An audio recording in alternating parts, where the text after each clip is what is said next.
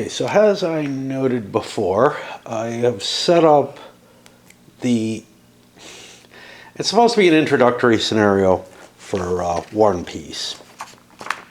It's the Italian campaign 1796-97, but I'm going to play the advanced version of it as opposed to the introductory version, and we'll touch on that.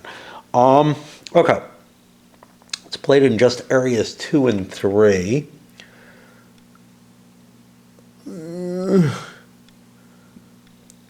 I can't find these lines. So map area 2 is here. And I think, I don't know what the hell's going on here, because we got like double lines there. It really doesn't make much difference. Here we have a weather zone, which is another color. Wait, it's like the same, fuck. So map area 2 and 3 are divided here. We get up to here. Then we have southern weather zone here, following the same color as is on this, whereas this seems to go up here. Anyway, this is area 2 here. So I'm able to swing all the way.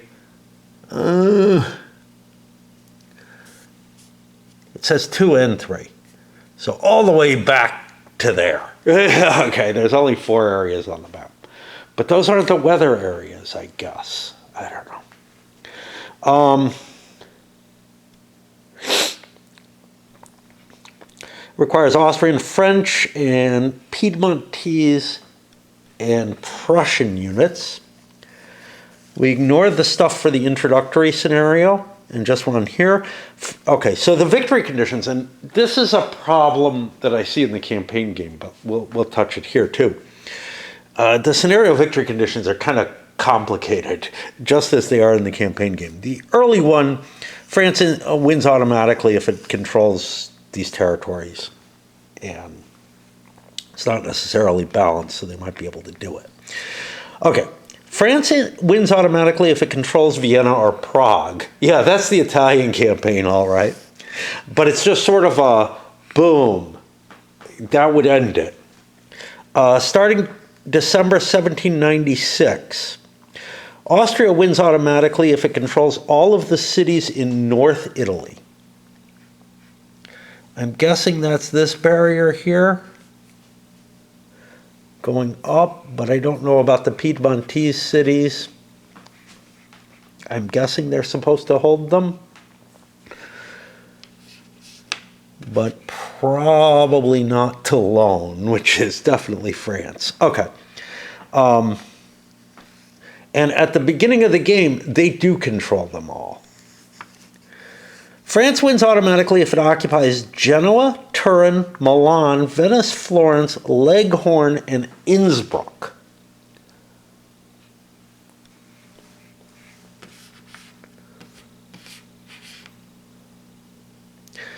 This is a big deal. They didn't reach this. Like, they did not give Venice and Innsbruck. Austria wins automatically if they own Genoa, Turin, Milan, Florence, Leghorn, and either Toulon or Lyon. So basically, that's what they'd have to add. They would have to beat the Napoleon's initial attack, which is going to be almost impossible because there are very few troops under most of those Austrian forces. Yeah, we're still working our way through. Austria wins, okay, Austria wins automatically if it occupies Toulon, Marseille, Lyon, and Avignon. If they make a massive attack into France. Again, this is just to prevent stupid shit from happening that would end the war, but so it's okay. It's just, it's not going to be the focus of this game. If neither Austria or France wins automatically, the result is a draw. That must be the historical result, because France did not take Venice and Innsbruck in this period, as far as I remember. I don't know. And they sure didn't take Vienna or Prague. Okay, political boundaries, areas on the map board marked as the Holy Roman Empire, Bavaria, and Kingdom of North Italy are all considered parts of Austria for all purposes. Tell the Bavarians that. The potato war. Switzerland is neutral. Nobody can enter it. Supply sources. We ignore the introductory. The supply source for all French units is any major city which the French player controlled at the start of the scenario. If the non-French player gains control of such a city, it may not function as a French supply source for the remainder of the game. Now, that is really to loan right now, I believe. Not sure what the state of Genoa is. Maybe that they have that too. Because that's outside the Kingdom of North Italy. Looks like maybe Greater France has already incorporated that.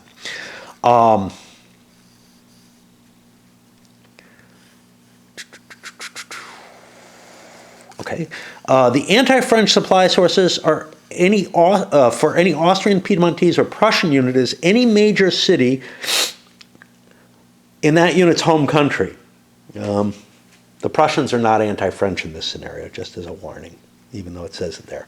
Additional supply sources for Austrian units are any major city in the Kingdom of Italy. It's considered part of Austria. Oh, wait, now they're talking about Kingdom of Italy, not Kingdom of North Italy. Yeah, they're not very good. Any major or minor city in the Holy Roman Empire and any major city in Bavaria. Yeah, they're all already called Austria, so screw up. Okay, Piedmont. During the first alliance phase in which the French player controls Turin, Piedmont switches their allegiance from Austria to France. All the Piedmontese units are just removed from the map. And Turin is up here. Kind of hard to get to because of the Swiss. Right? They have border all around there. I don't know what the difference between... I like different borders. Fuck. Oh no, Switzerland's up here. Yeah. So this is all accessible. I don't know what this is. Is this just a map boundary or something? That's a weather boundary. Okay, the blue is a weather boundary, unless it says map on it. In which case maybe it's both, but how weird. And then like here, there's like this little dotted line, which I think is Dalmatia.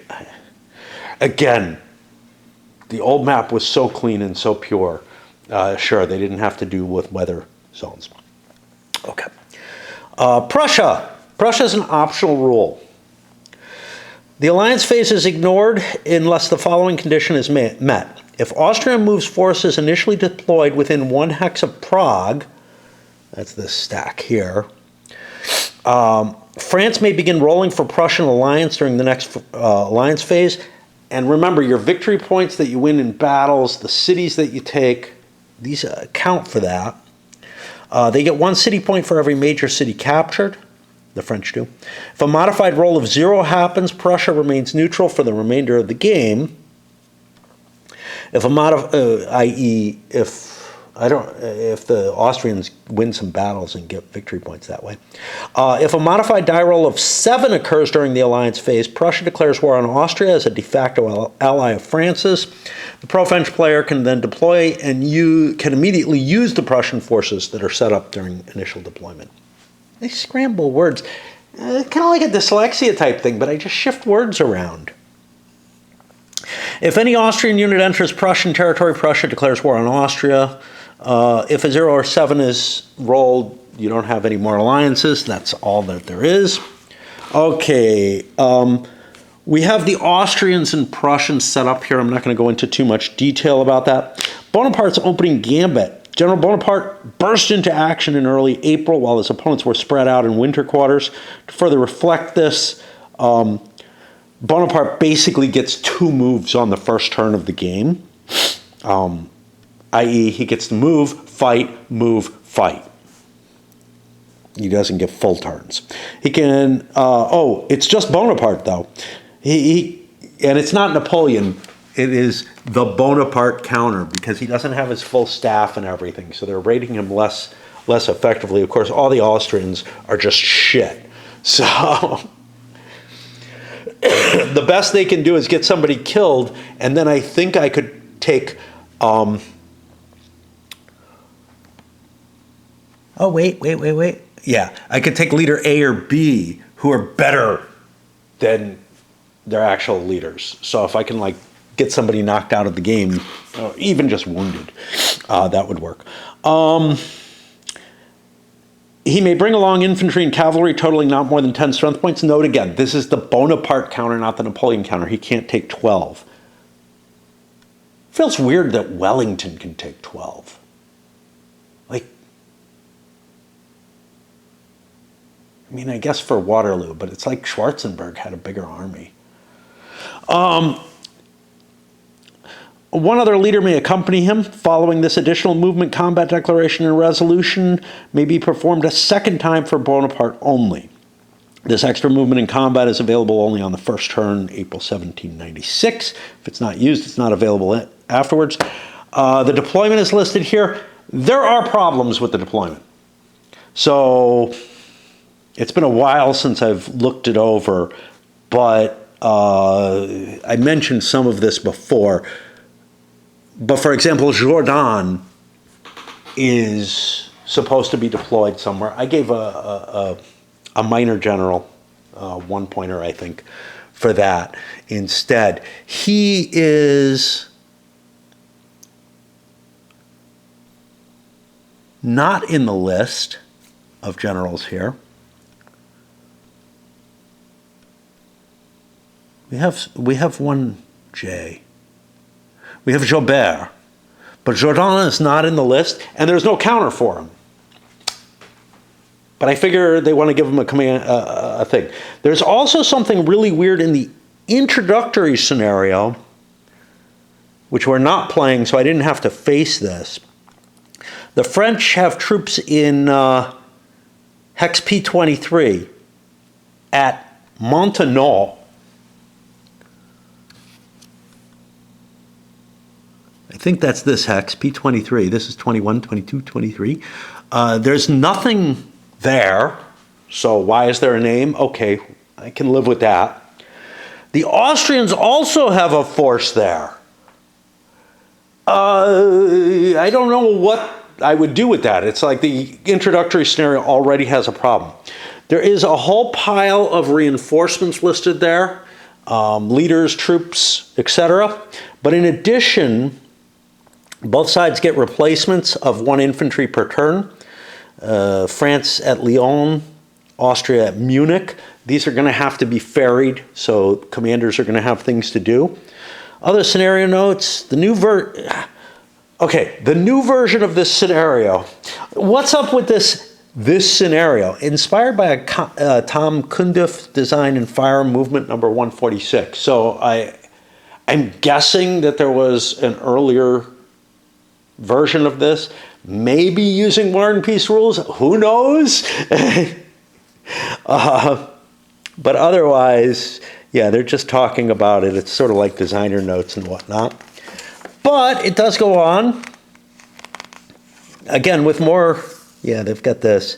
They think it's a good way to introduce the game. Yeah.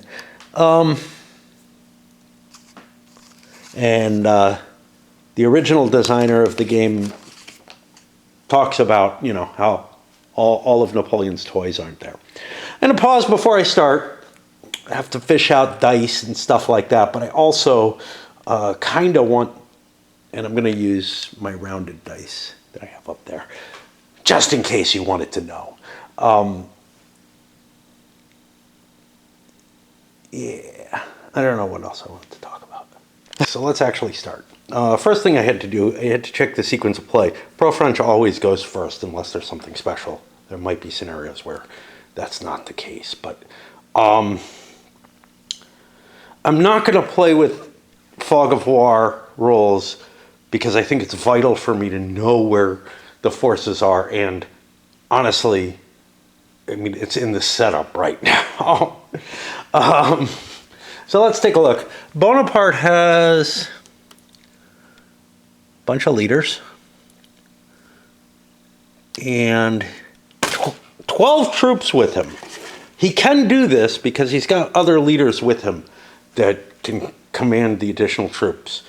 So he's not limited. He's supposed to be limited to the 10, but the scenario rules for his special movement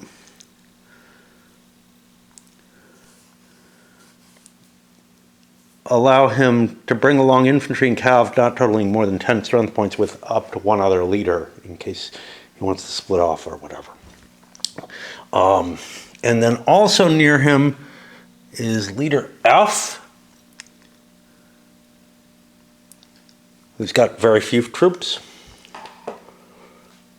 And then my other leaders, I have leader E and Moreau. And Moreau's up here, leader E's up here.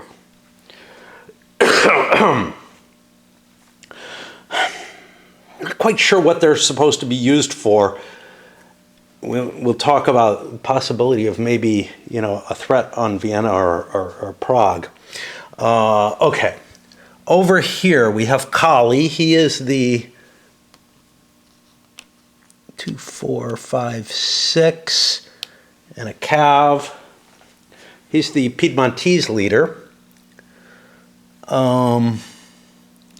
Bulow, who has 5 and 1. I'm going to have to clear him out of my way. Not really sure that I want to move. I need to get him out of the way. And then leaders F, C, and E, and then a single point of cav. C has a couple infantry. E and F have an infantry and a cav each. So approximately the same. And the main force is up there under leader D with some 14 and 2 cav. And we got Prussians. It's kind of interesting. This French Allies leader display is nations that at one time or another are with the Alliance. So we have Austria, Prussia, and Spain there. Whereas the regular Allies are baked in here with the gold guys. What are my victory conditions? I mean, it's all of North Europe. It's all of North Italy, as far as I can remember. Vienna or Prague? Vienna is just open. Right? Let's start on our way to Vienna. Bavaria is part of France. Ulm is part of it's part of Austria. Ulm is part of Austria. If I want to trace, and I can't go through Stuttgart. Oh, wait, it's part of the Holy Roman Empire. What's the boundary for the Holy Roman Empire? Well, fucked if I know.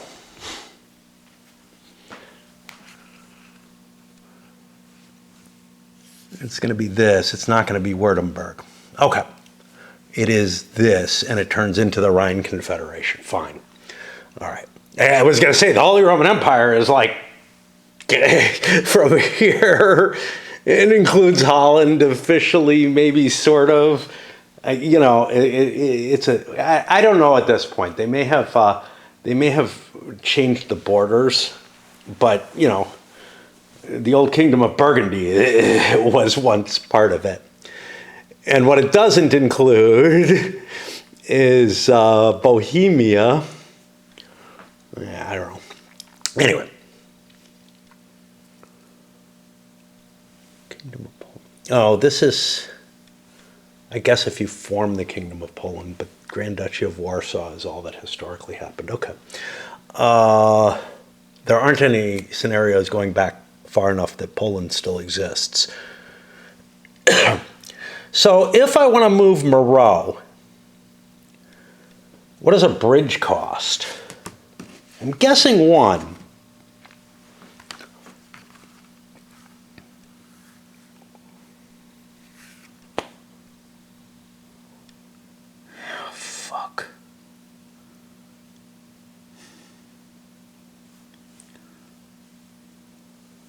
Okay.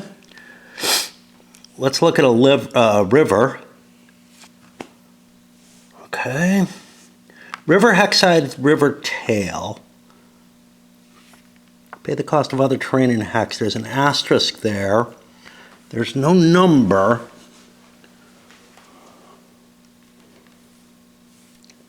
The unit which enters a river hex must expend 1 extra movement point to leave the hex. Again, this is off the old style map, not the map that's in this game. I'm guessing it's 1 extra movement point to cross the river. But we're looking for...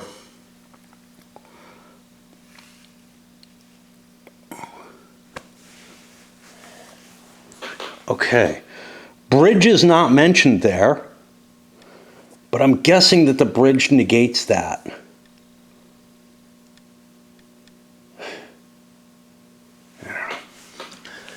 Okay. I mean, I don't know what else it does. And what we don't have in the rule book is a nice index or anything that'll help me find these things. I could keep looking. Maybe there's something that talks about bridges, but I don't see anything. I'm guessing it negates it, but I don't know if it does for combat.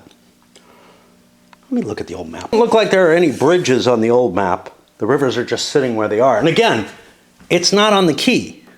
Or do I just not see it?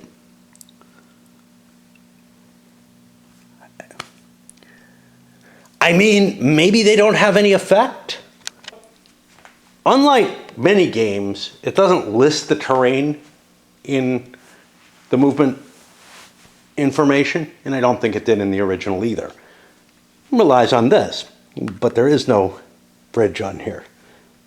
Yeah, or am I just blind? I mean, that could happen. Anyway, but what there is an example.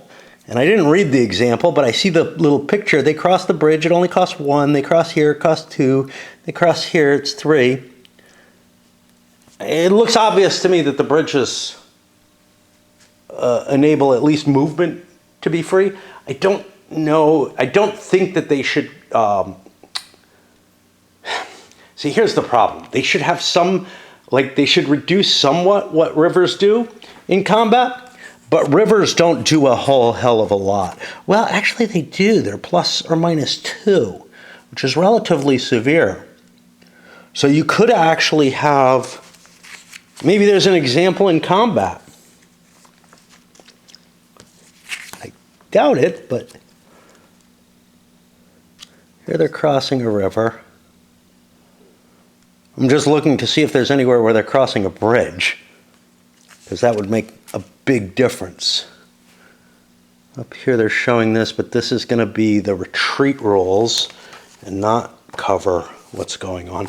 Yeah, I mean, part of me is tempted to say, okay, maybe bridges should just like, you know, be a -1 instead.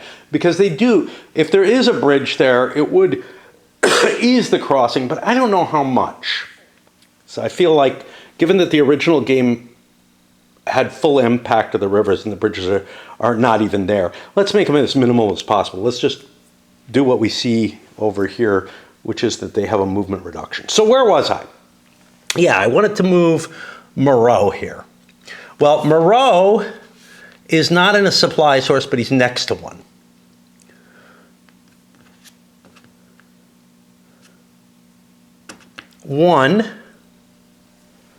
I think I want to drop a strength point.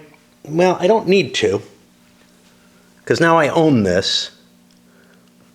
2, and now I'm 3 away. I have to drop a strength point off. Oh, he has a huge army. I think there's a special rule that there's no attrition on the first turn. But maybe I'm wrong. Because actually we should be doing attrition first. Let's jump back. Now, for some reason I own Baden. Is that in here? I mean, you know.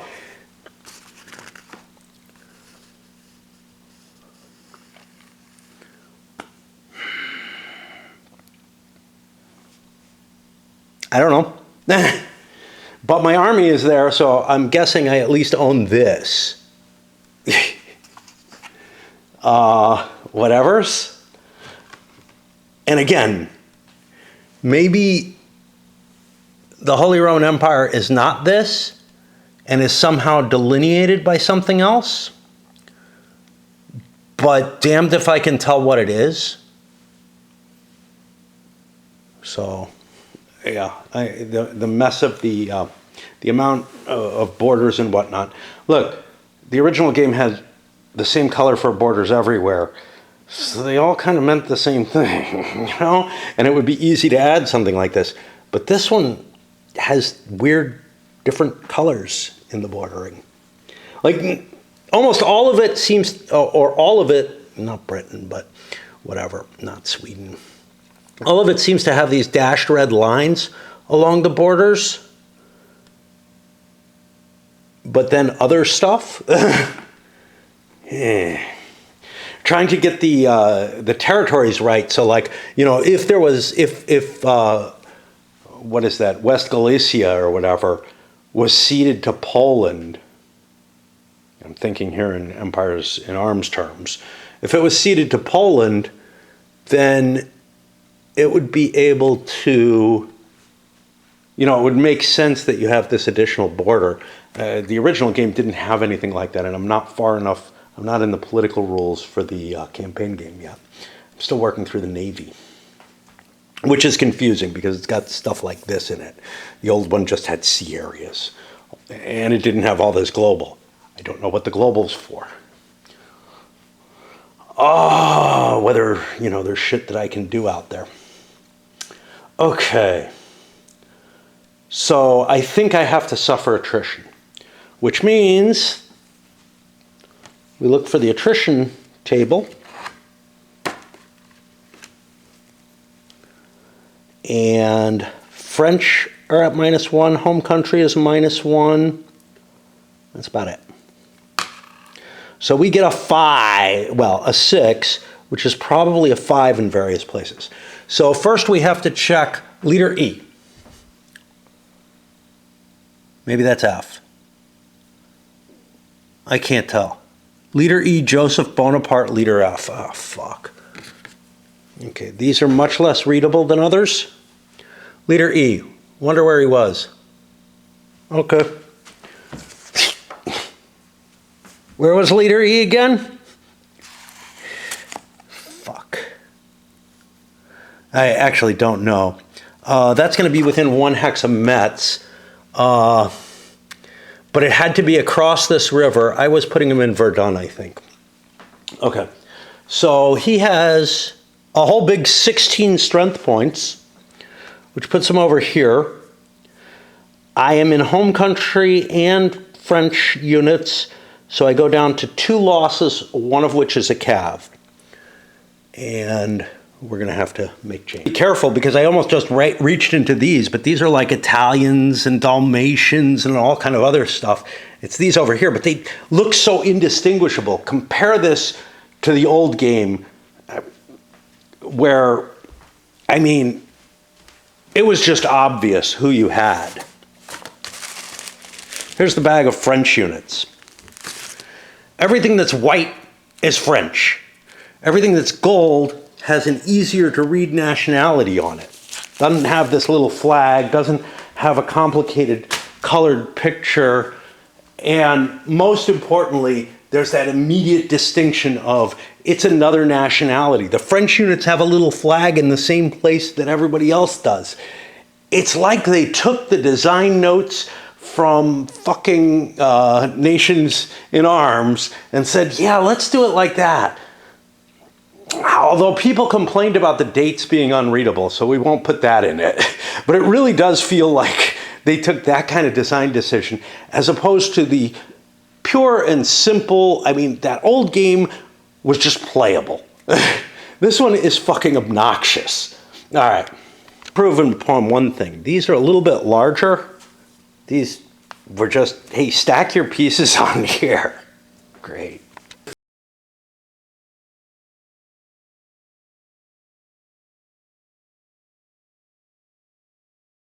feels a little weird is that like I would have separated my forces out into different stacks, to be honest. But too bad I didn't. So that the attrition was less for you know, this guy especially, these guys are back here. Prussia doesn't have to worry, but yeah, I would have spread them out so they take a little bit less attrition losses than they do from those big stacks. It feels odd to me that things that are just parked are taking attrition in their home country and whatnot. That, I don't know. It's something weird in the game. The other thing is, it totally went past my mind that attrition is the first thing that happens in your player turn before movement.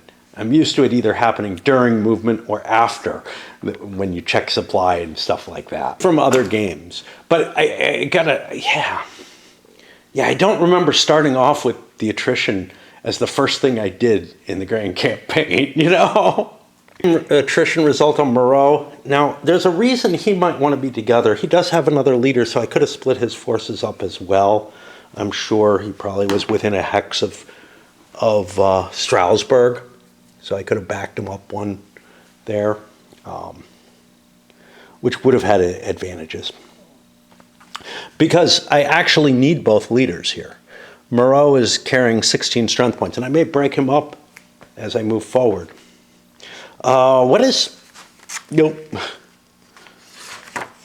the armies of observation? It's if I move.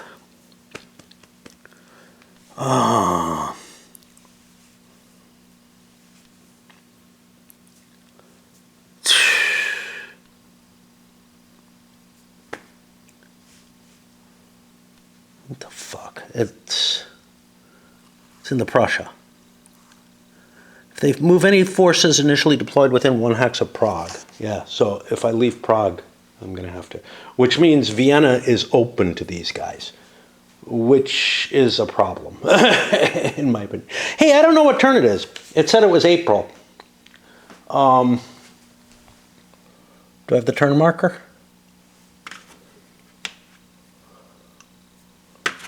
We do. It said it was April, but there wasn't like a game starts thing. So that's going to be here. I don't know when the game ends. And the game year starts in 1791. There isn't anything that early. So I'll put the game year at 96, because that's what it is. I don't know when the scenario ends. I don't know when I didn't know when it starts, except that I read it in like the notes. Begins in May 1796 and ends in September. September 1796. Wait, what? Oh, that's introductory. Hold on. Not that. April 1796 to January 1797. So this is the final turn. So I do start in April. And yeah, that's why the setups are a little different. Although, I don't know, they don't make sense in the first one. All right, this guy, leader F, only has 3 strength points. That means he's immune. Oh no, not quite. But he is okay because he's French troops. But Bonaparte has that big 16 with him again, which puts him up here. And he's at, I think he's within France. I think this is the French boundary here. What the fuck is this? That's a weather line. Okay. Going around the Alps makes sense. So I am in French territory, but that still is 2 and an asterisk. It no longer has any cav. Anyway, we were getting to this guy's movement. Let's make sure that we haven't fucked up. Let's see if we can find, we got the turn sequence. Ooh, I was at a much larger version of this. What's up with that? Expanded sequence of play. All right, we do the navies, we do attrition. Yeah, I don't need all that. Okay. So French player, we do attrition. Yeah, this is just the land game. And then, oh, everybody is in supply at this point. There are no reinforcements. There are no replacements. So now we do the movement. And that's what I was doing with Moreau. So 3 movement points is what I can do for free. I want to try to get to Vienna, which I can just take for free. Are there reinforcements in Vienna? That would be interesting.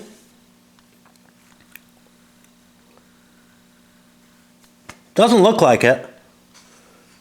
So, as far as I'm concerned, there are some that show up in Munich. Just down here. So taking Munich should be my goal. I should take that before we get a turn. Now, this is the replacement place, but a lot of troops show up in Munich to stave that off, I guess. This stuff's not in the base game, and I think it's going to fuck everything up, because in the introductory scenario, the French don't have all that. They get all that here. Am I missing something? Really doesn't look like it. The French get the introductory scenario plus these additional troops that can, like, take Vienna, as far as I could tell, without much problem. This is going to be a really dumb scenario. The introductory one might be interesting. This one looks like a pile of shit. Yeah. Okay. So what am I doing? Yeah, I'm going to grab Munich, which... so my movement... 1, 2, 3, 4. I need to force march 1 extra hex. So we look for the force march table. The old game had 1 sheet of tables. This one just has so much, some of which, like this, really shouldn't be in the same thing. What's all this? That's new. We had attrition combat results. Yeah, they were tiny. The tactical matrix was there. I don't know if turn sequence is there. Force march was there. This wasn't there. This was not. It's on the back of the rules, I think. The naval combat is totally different and more complicated now. So there was a lot less information that had to go on the thing. But this fold-out sheet, and I think there are 2 of them. Maybe not. Really? Wow, that's a serious bone. Yeah, I complained about that, didn't I? Yeah. Yeah, it's definitely a bummer. And it's too complicated. Like, having to page through one of these is an annoyance. Especially, it's an annoyance even after you get used to the game. So where was I? I want the force march table. I want to go 1 extra movement point.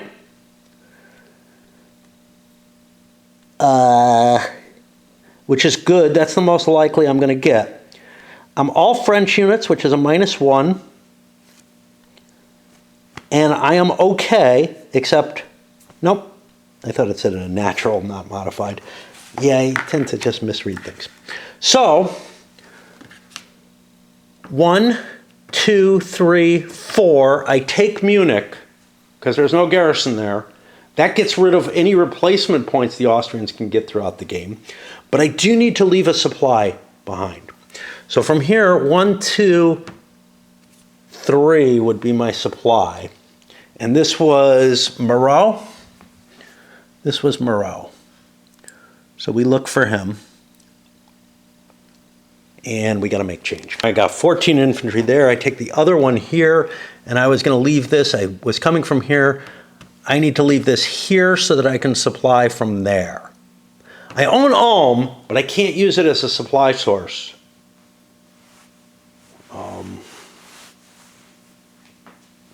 It might make sense. You know what? It might make sense just to garrison this, because then I can garrison Munich.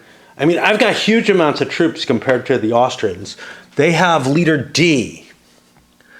Leader D is about my size. Now, my other unit is back here, Leader E, who has a big force of his own. of 14 strength points. I want to force march him as well. I don't really want to take losses. So I'm just going to go the one extra movement point. Although if I stayed entirely in France, I would have a -2 to the table, but that still is risky to go to. 1, 2, 3, 4, I'll move to Baden.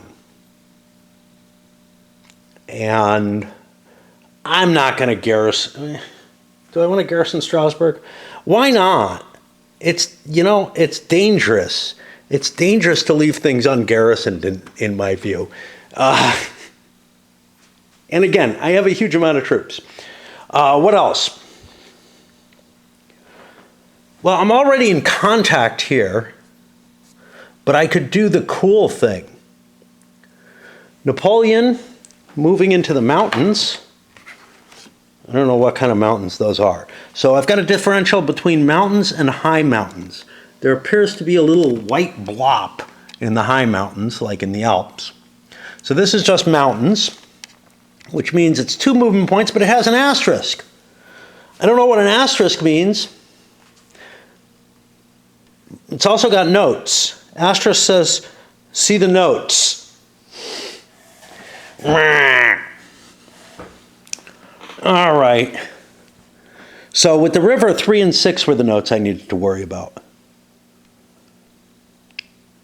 Doesn't talk about bridges.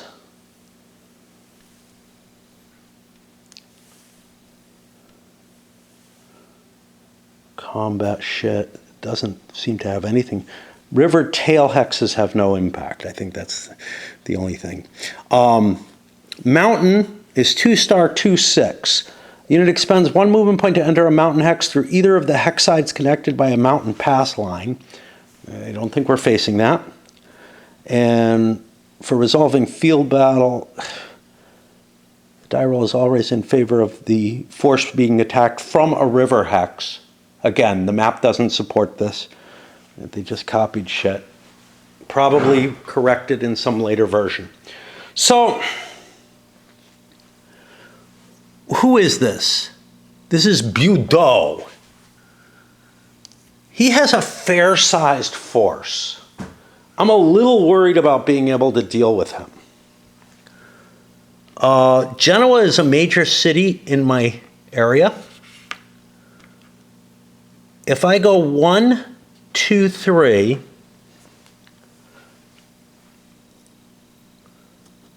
I don't have a lot of troops.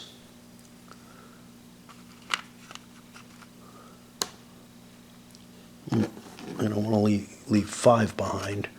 5, 6, 7, 8, 9, 10. I'll take these. These are with Bonaparte. And I leave somebody in Genoa because he's my supply line. Oh, wait. Well, he's garrisoning my supply source. But I move this guy here so that I can take advantage of that adjacency thing.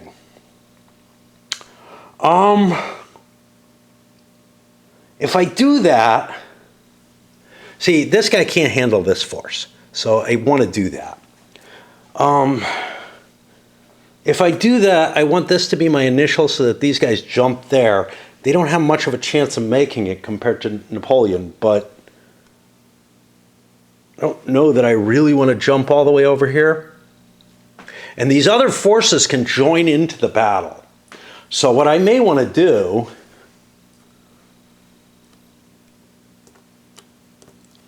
is leave Auguero behind here and give him a strength point.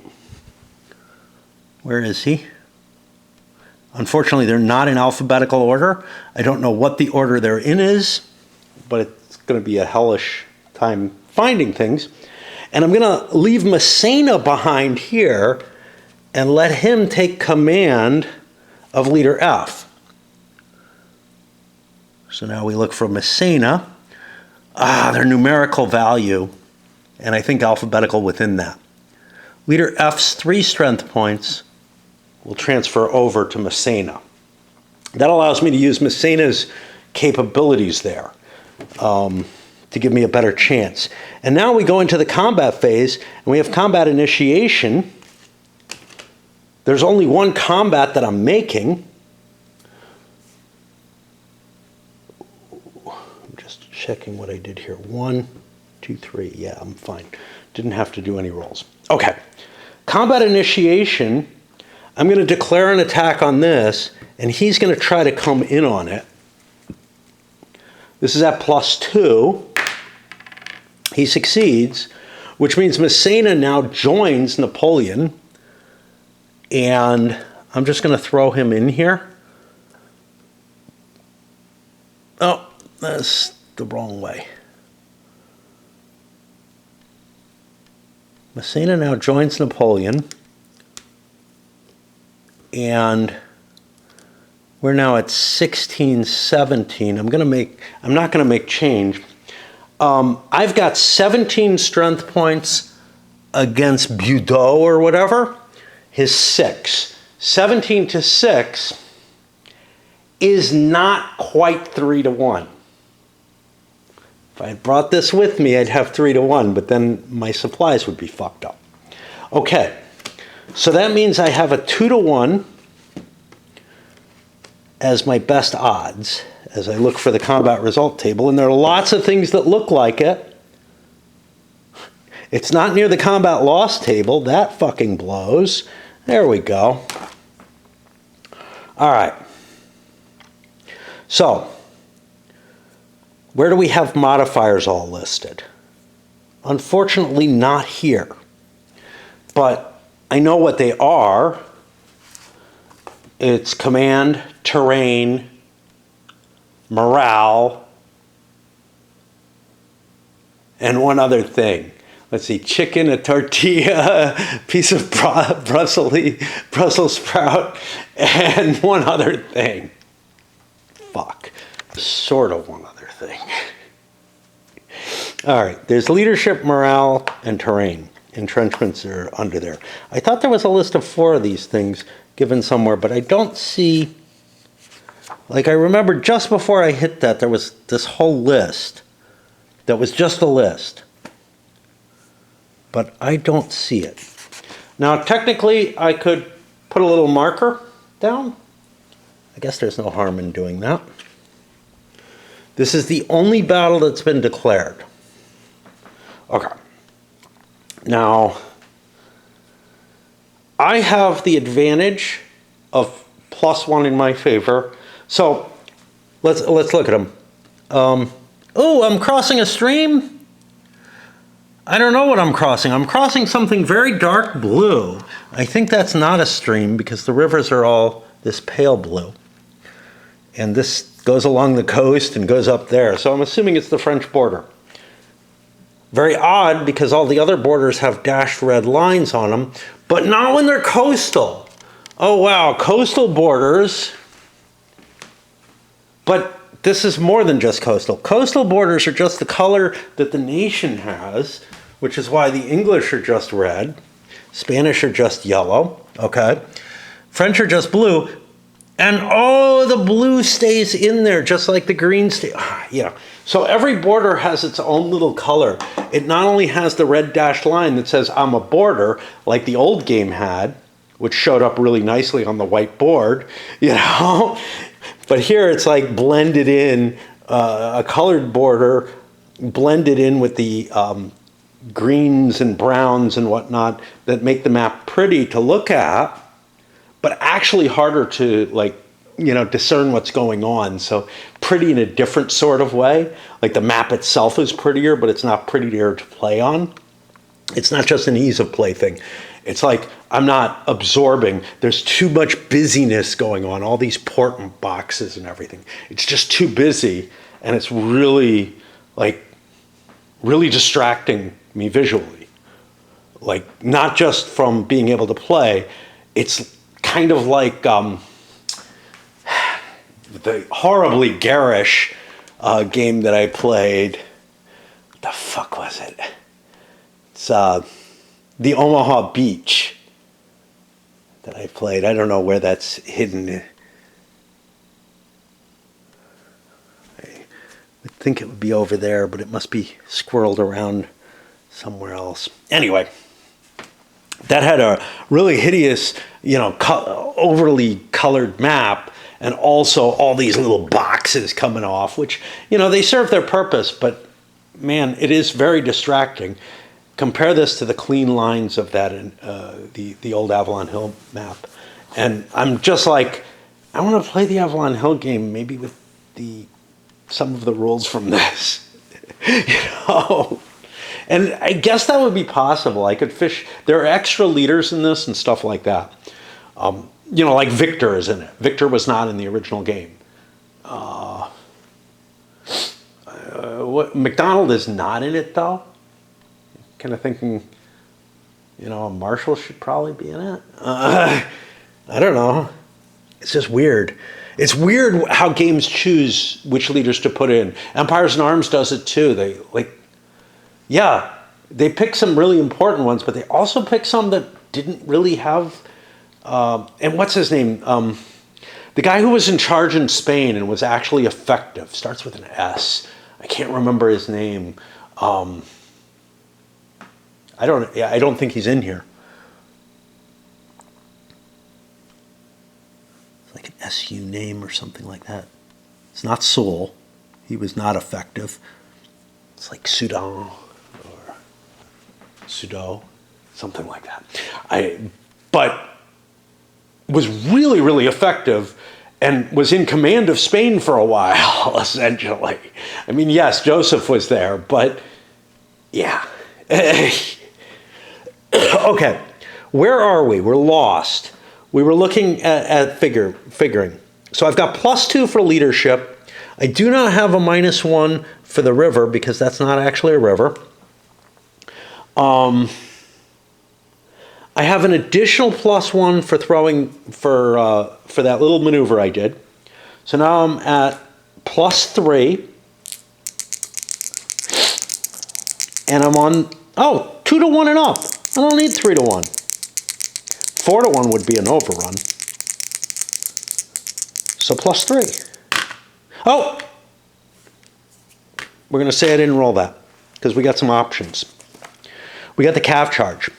Force possesses any calf charges, he can announce he's committing them to a charge. The French are not going to do this, but the Austrians are. So that actually just makes it a +2. I'll keep the roll. It was a 7. It goes up to a 9. Okay. And that's going to be a 1 and a D2. All right. The smaller force is a 6. The French take 1 loss. The Austrians take 3. They have to take cavalry as much as possible. And, morale! I left morale out of there. Whoa. Did I? Okay. Morale's important here because it is different. So where was leadership morale? Yeah, I just didn't see it. Okay, where do I have my morale listed? I will memorize these eventually. I won't have to look them up all along.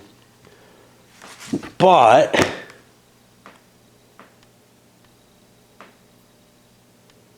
here it is. Leaders' morale, terrain effects, tactical matrix. That was the 4th thing. Here's my morale. Okay. So I was on the right chart there. So regular infantry with white symbols is 2. Regular infantry with black is 1. So we actually neutralized out. So it's a 10 rather than a 9. So I was here. So it's actually 1 D3. D3 on a 6 is still 3 hits. And we get a D3 marker. It doesn't matter, but he's got a D3 on him. I've only got a D2. But only a guard unit needs that. Actually, a D1 is sufficient. So we lose 1 French and 3 Austrian. There's another little irritation in this game. These counters ones and twos are backsided on each other. That's fine. All in favor of that. Reduces, and there was like 3,500 counters in the original. I think there's less in this, but I don't know. But they're backsided in different directions. So this is convex, this is concave, which means they're the exact same. But some of, this one is convex with the 2 on top and concave with the 1. And basically it's like 50-50. You know, it's just really an obnoxious little thing. It's something that I feel like whoever, you know, is put in charge of laying out the counter sheets and whatnot should make sure that they work that way. But what they end up doing is they end up, I don't know, because none of the leaders are fucked up. Like if it were the case that they screwed up those just through accident, you would think that some of the leaders would have the concave side with the leader on it and the convex side having the flag, but they're all correctly aligned. All these other counters are all aligned exactly the same. So for example, all of these, I think the forts are on the front side and the entrenchments are on the back. For some reason, they didn't do it with the number counters. And it's just kind of like, what the fuck? Okay, anyway, we hit combat. This was the first combat round. This force is demoralized. It's 3 strength points. I have leader C next to me, who only has 2 strength points. I have leader E next to the combat as well. He has 2 strength points. If both of them manage to get in, I can win the combat. You know, not win, but I can get rid of the D2. But they both have to get in to surpass my 3 strength points. So I am going to withdraw, and that allows me to fall back to here. Now this combat is actually over, so this is a special rule for this scenario. Napoleon is going to advance. Why sit where I am? I don't know. Could beat up on that. Kind of doesn't matter. Napoleon's going to advance, and there's no real reason for me to hold this space. This is vital, though. I gotta prevent from being intercepted there. But now Napoleon, and up to 10 of his strength points, and he doesn't have very many. Who's this? This is Massena. He's with Napoleon. And one leader can advance and fight again. Now the mountains,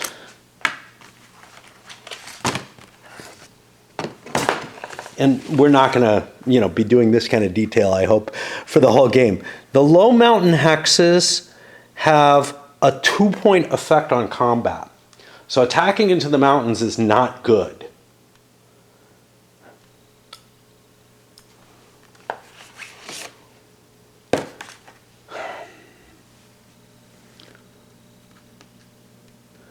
I think I am going to leave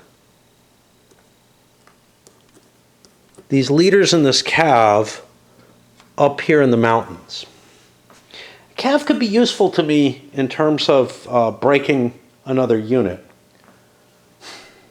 Do I want to break down my infantry? Because it's really not, well, I don't know, I can use the cav in a charge in combat. Ooh, I forgot to roll leader loss checks. I got a whole bunch of them to make. So I'll do Napoleon, well, first I'll do the Austrian. He's just one guy who was on his own. He doesn't roll a 12. Napoleon and Massena don't roll 12s.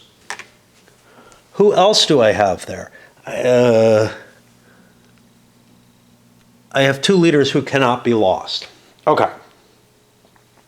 You might make an argument that I should leave Messena behind, but I don't wish to do that. So,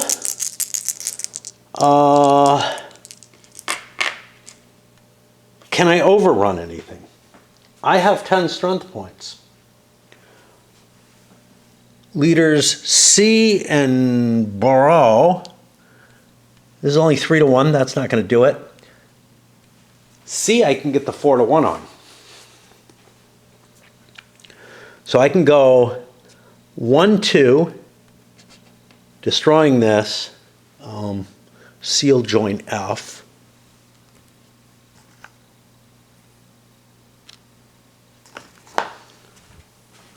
Oh, fuck. Replacements. I'll keep them down here, but I have lost 2 more we have our own little force pools here. 2 more infantry in that. I've lost forces off some of these others too. I lost 1 infantry off Napoleon.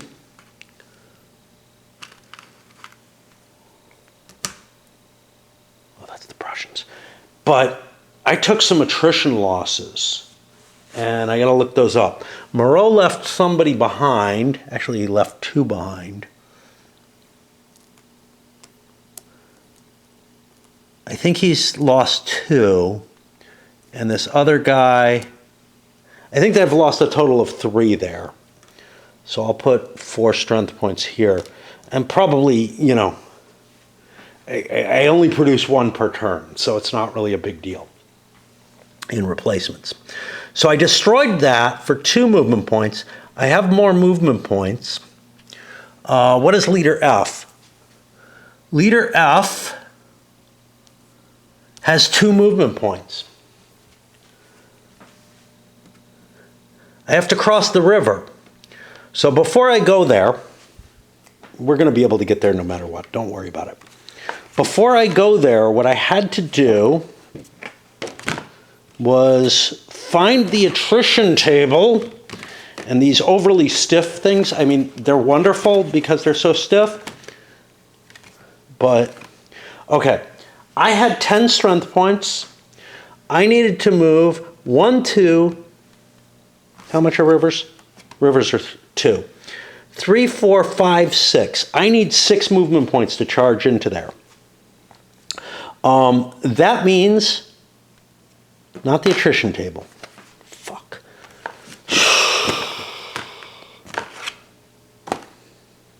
Force march table.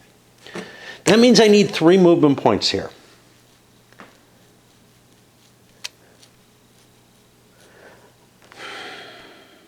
Gonna roll on it. I have a -1.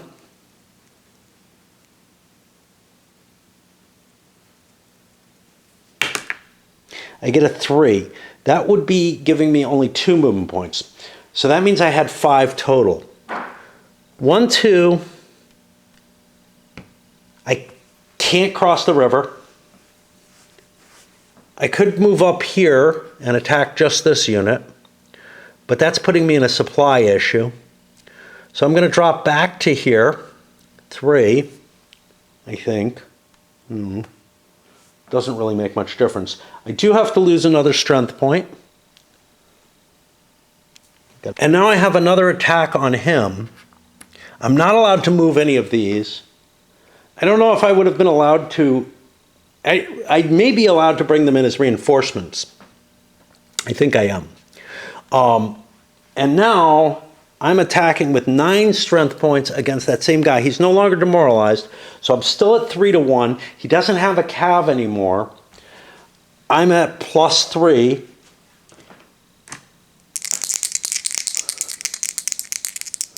And we look for the combat table.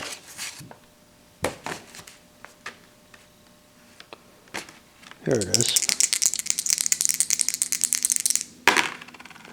That only gives me an 8, which is a 1d1. We're now looking at only 3 strength points, which means we both lose a point. He's demoralized again. French lose another point. Austrians lose another point. I'll figure that out later. They're demoralized. Do I want to just fall back, or do I want to try to bring more forces in? I don't see a reason to bring more forces in. Colli is what's important here. So I'm going to go join him with this guy. Colli's just another 0. So we'll put him here. We'll put those 2 strength points here. And you can see not a lot gets lost. Now Napoleons can advance. And there is reason for me to actually split Napoleon's force into 2 units for various reasons. So I am going to advance here, but leave Massena with 2 strength points here. That allows me some interesting options in terms of reinforcement and stuff. It's one of the weirder things about this game is that actually spreading your forces out does you some good, and it avoids taking big attrition losses. Not that I had a huge force there. Okay. Everybody was in supply through all those combats. That was important. We make our way. We had leader casualties again. Austrian leader, almost. Could get a better leader that way.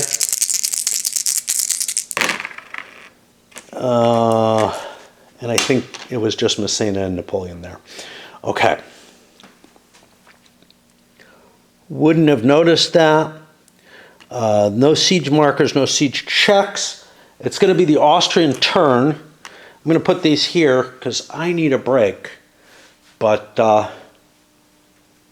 you know, this is going into a huge amount of detail on a scenario that is basically over because the French are going to be able to go grab Vienna. You know,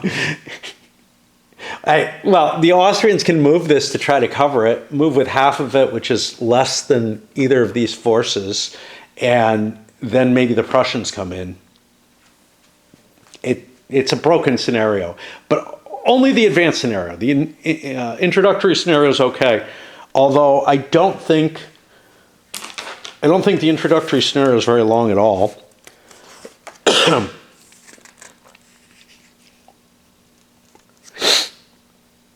Well, first of all, it only goes to December. But reinforcements are the same in both. So yeah, there would be forces coming into play. Yeah. And if we take Turin, we knock the Piedmontese out, which means we just have to beat them once, basically. But that might have to be a siege, and that might be hard to do. They have a decent-sized force. What you will notice is how involved everything was in the fighting and whatnot. Compare this, I don't know what to say about it. Because Empires in Arms has a different kind of complexity to the combat. Nations in Arms had a different kind of complexity to the combat. Obviously, things like Age of Napoleon or another McLaughlin game, the Napoleonic Wars, don't have any kind of really complicated combat system. This takes some effort to deal with, although usually I don't think you're in this kind of complex situation. But I don't know. I may have misplayed the game, not in terms of the rules so much as just delivering big stacks of units against each other, rather than utilizing all of the, all of the reinforcement thoughts and whatnot. And this is a situation that really kind of opens you up to them, but the Austrians just kept backing away because they're getting beaten, and it's like my chances are low of being able to get away safely. And I don't want to stick around because I am still playing with that advanced rule where if you try to stick around, your forces start surrendering. That's another thing I got to keep in mind is the possibility of surrenders. We haven't had any yet, but those would be out of play rather than going into the replacement pool. Okay, so back up here after diving into some rabbit holes that I shouldn't have gone into. We're on the Austrian side of things, and the first thing we do is the attrition. The next thing would be the reinforcement phase, where we'd be able to get a replacement, but it can only go in Munich, and Munich's been captured.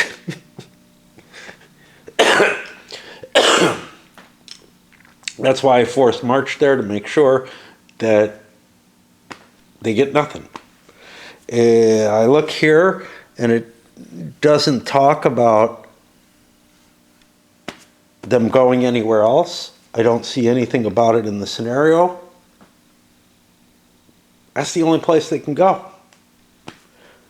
Cut off the entire Austrian army by taking Munich. Before we don't take reinforcements, we should roll for the attrition. Again, it's a single die roll. We get a 3.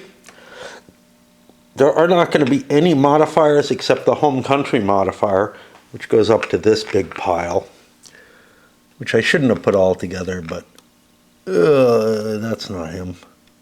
He's actually mostly in his home country anyway. It's this one. 10, 12, 14, 16 strength points.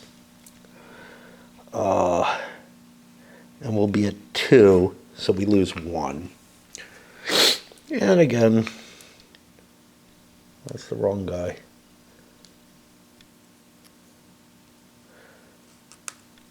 We'll add 1 to here just because.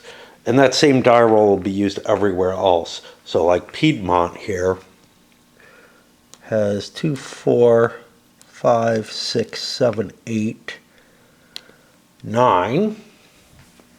Also in home country, which is fine.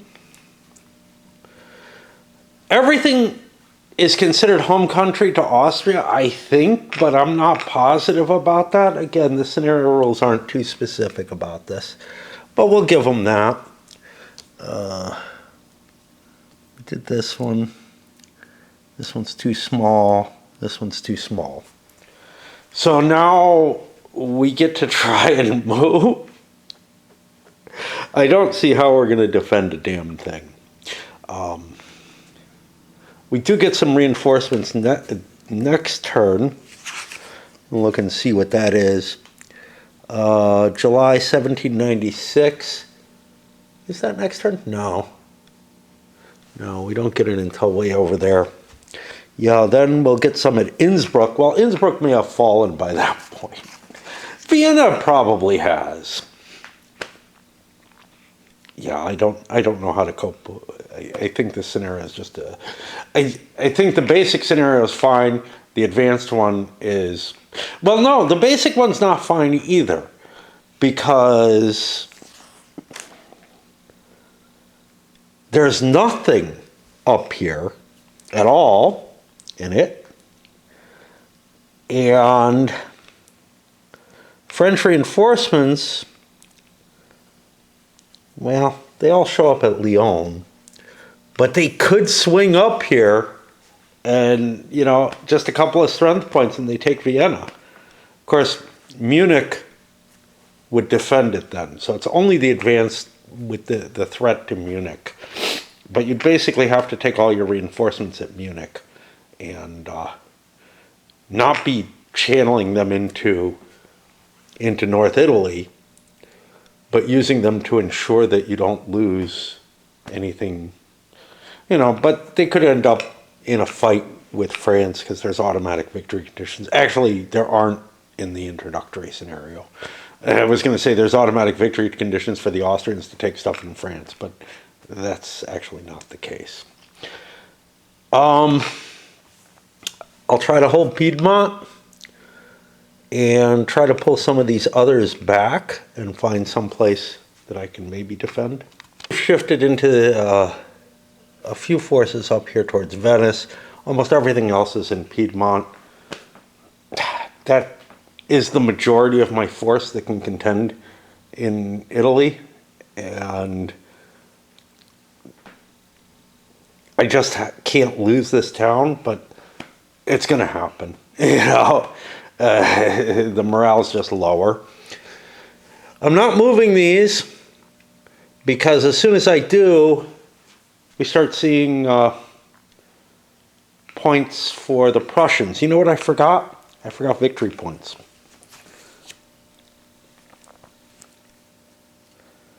I'm going to have to try to figure those out.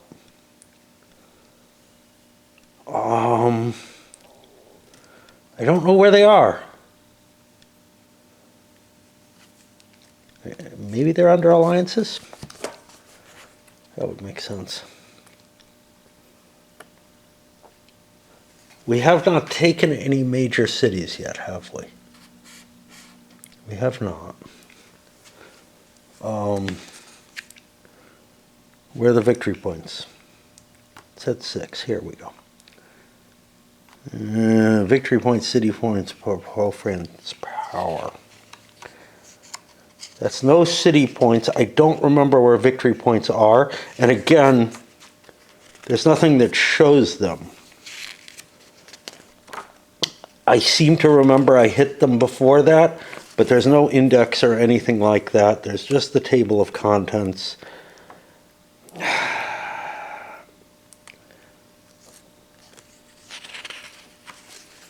I know they come from combat, but I don't think they were in the combat rules. But I don't know where else they could be other than here. There we go. Cities. No. During any combat phase, you're given 1 for each hex in which one or more of your units freely enter after battle, which is occupied by 5 or more enemy strength points. The initial deployment that Bülow had 5 or more, so we need a 1 marker. Now, the original game, these were just number markers. They said 1, 2, up to 5. This one, they also say force turns besieged. Does it matter? I don't know. It makes me grumpy. But we may actually have a victory point track now. Now all we have is this.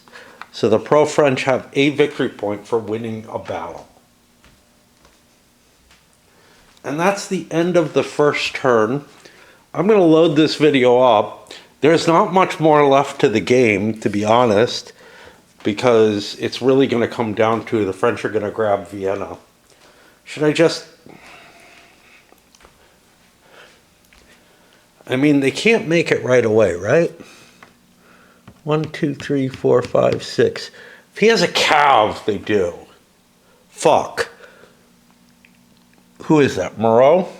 Let's just check. He does have cav. I've got to split the Austrian force. The 2 cities can each hold 6. They're both major cities. What is this? This is a production symbol, I think.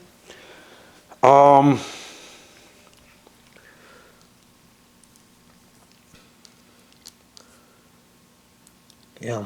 Let me send a force down there, but that's going to trigger possible Prussian entry. Need a leader to move. I've got 7 strength points here. I want to go 1, 2, 3, 4, 5, 6, 7, 5, 6. That's the fastest that I can go. If I don't get there, the game is over on the next turn. I don't know. Maybe not. 1, 2, 3, 4, 5, 6, 7. It could be over. But a force march can be very deadly. So if I'm going 3 hex force march, maybe I just don't chance it. A 3 hex force march has a 1/3 chance of destroying the cav. Yeah, I think I'm safe not doing the full move. But I do have to move my troops. 1, 2, 3. I'm just going to move to here. I'm also leaving these guys here, and I can bring my cav with me.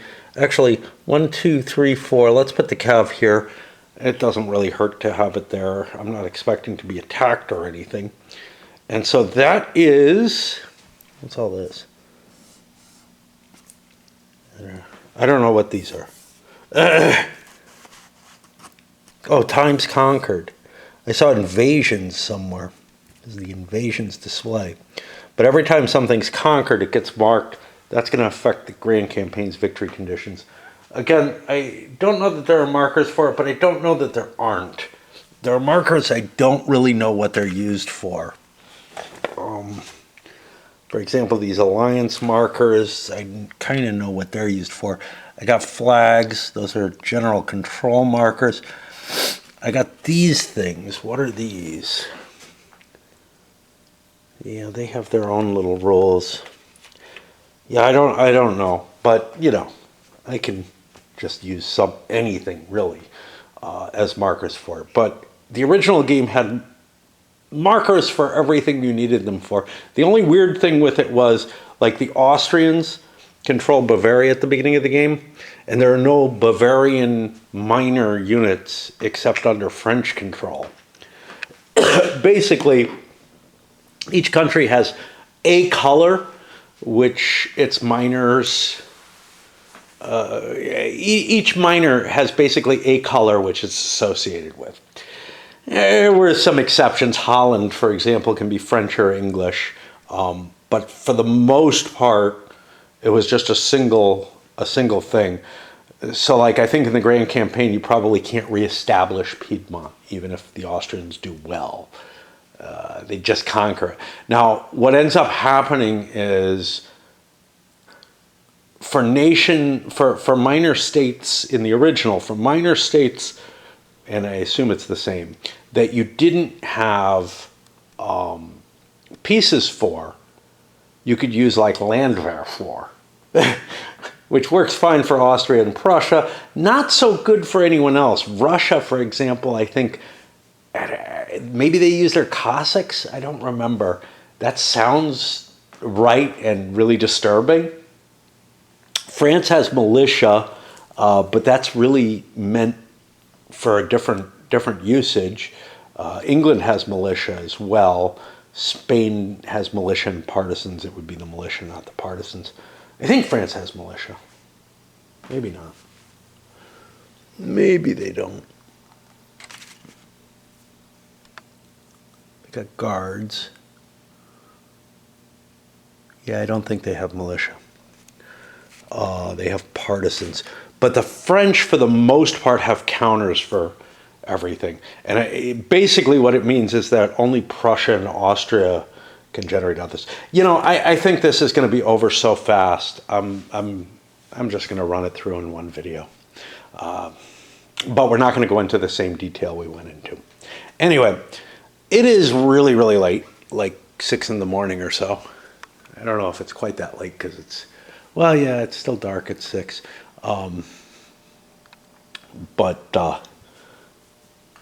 Like I said, I dove into some rabbit holes. Funny, I'm just looking at it here, ignore on turn 1 here. I thought I had seen it, but these rules are difficult to find things that you think you saw, just the organization of them. And I have to say, the original had similar problems, but I don't know where I'd find them. Did I ignore attrition on turn 1?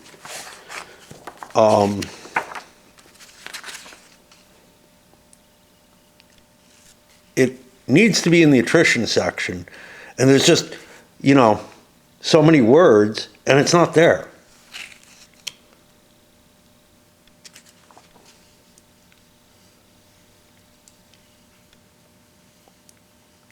Here we go. The attrition phase for each player is always omitted in the first turn.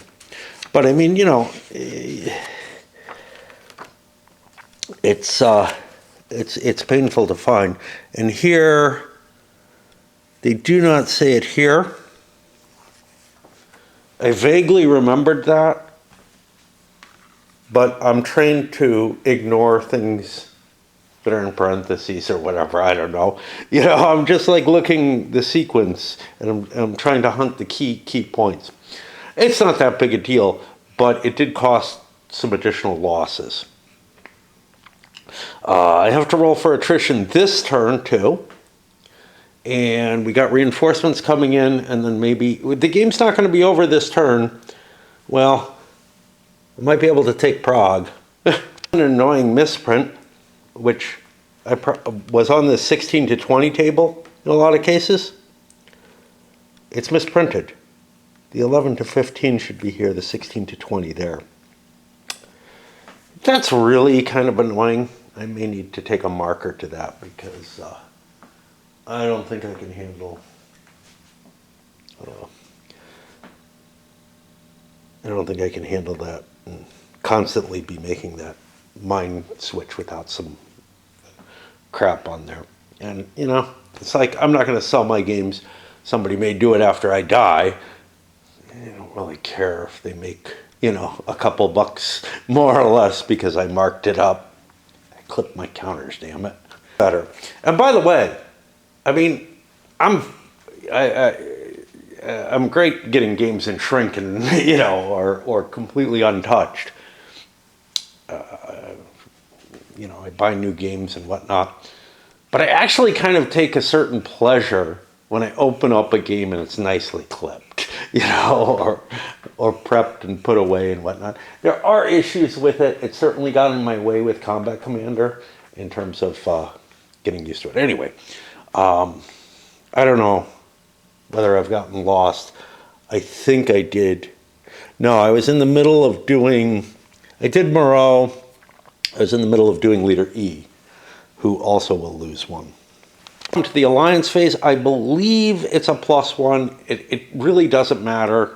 I'll be heading for a 7, which means I need a 6 because I've got 1 victory point accumulated from my battle, and that'll be the alliance phase, which also is ignored on turn 1.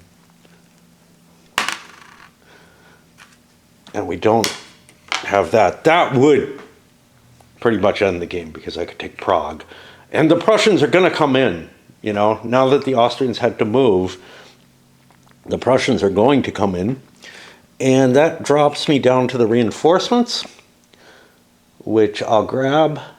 And, well, let's just stay online. Give you guys some motion sickness here. Look up quickly. And yeah, I mean, you know, with a big game like this, I got to walk around a lot because I need the supporting tables and everything like that. And I just, I don't really have a lot of room. All right, so first things first, we look up the reinforcements. It's at Lyon, Kellerman, 3 infantry and a cav. I forgot to pull Kellerman out, apparently. In addition, I get at Lyon another infantry. So I'll take this up to 4. I don't have the cav. What the hell am I doing? Ah. See, it's important I do this so you can see how much I fuck up. This looked like the turn marker to me. Here we are. Oh, did I steal an infantry? It's not going to matter. The reserves are too big. Okay, Kellerman with 3 infantry and a cav. Make it 4 infantry and a cav. And I don't think I took one out of here. So now, all these counters. Got to make sure not to put it over there. We find Kellerman, which again, it's not strictly alphabetical, but it does put your top leaders at the top, so that's useful.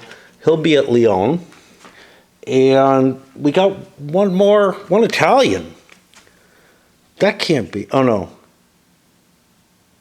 Yeah, no, okay, this is what pisses me off. The old game, it's clear this is infantry, it has a man on it. It's not like guards or something, so it doesn't need an extra letter. And I don't think any of the miners actually had an extra letter on any of their things. Like, they're just minor regulars, and they just have their base morale, which will almost always be 1. I think the Portuguese might be more. But that looks like an I to me, so I think it's an Italian unit. It's not. That's an I for infantry. Even though they put a fucking image of an infantry guy in there. The graphics, the amount of information they stuffed on the counters, and it's not, in this case, it's not even useful, is just really problematic. Like having the flag and a nationality lettering. Fuck the flag. It's barely visible. The nationality lettering, it's too small on these counters. The original was better. So what is this other guy? Well, he should be, at Toulon, we have an infantry. Now this is something I can't move. I can throw a leader back to go grab it, but that leader, I should have planned for this. And this is something that's annoying about these scenarios, is that I've got to be aware of where my reinforcements are coming, then I need to pick things up. I might have left a reinforcement back there to garrison it, which would have been a real mistake, because I don't have a lot of strength points. By the way, it looks to me like North Italy is going to be destroyed pretty much anyway in the early stages of the game. This whole scenario has way too many pieces and everything. A much, much shorter scenario makes more sense. I think the introductory is much cooler. Although that only goes, like, we're talking a 1 month difference. That's not going to make much difference. So that's my reinforcement. I also took my replacement, which had to go to Lyon. That's going to be a regular growth. So I'm going to be constantly shipping a 0-point leader back there. That's something that happens in the regular game as well, in the Grand Campaign as well, where you're just, constantly throwing stuff back to your closest, you're constantly funneling leaders back and forth. There are a lot of leaders in this scenario, way more than I need. And that puts me to movement. Anything exciting here? Piedmont is necessary for me to take, so that's going to be my biggest focus. I don't know quite how I'm going to do it. It might involve going up into this mountain pass so that I can attack from here and here, and then jump to the Bonaparte space. Use Messena to force units here. These guys aren't going to be able to make it to where they want to go. Advance rather cautiously, just taking our free extra movement point. Kellerman, same thing. 1, 2, 3, 4. He actually went an extra hex. I think I forgot to force march him. I forgot to roll, because he's got a chance of losing something, which he doesn't. Left somebody here. That's my supply line here. I've got supply lines running 1, 2, 3, 1, 2, 3. Just have to remember to keep them in play. And Bonaparte is going to attack whoever he is. Colli. I'm going to try to bring Messena into play. I succeed. So Messena, and we find him. He brings Augereau with him, who came up to join him. And so I have a grand total of 9 strength points attacking. Now, actually, when I declared the attack, he had a chance to go inside. He doesn't really want to, but he may want to send some of his troops inside.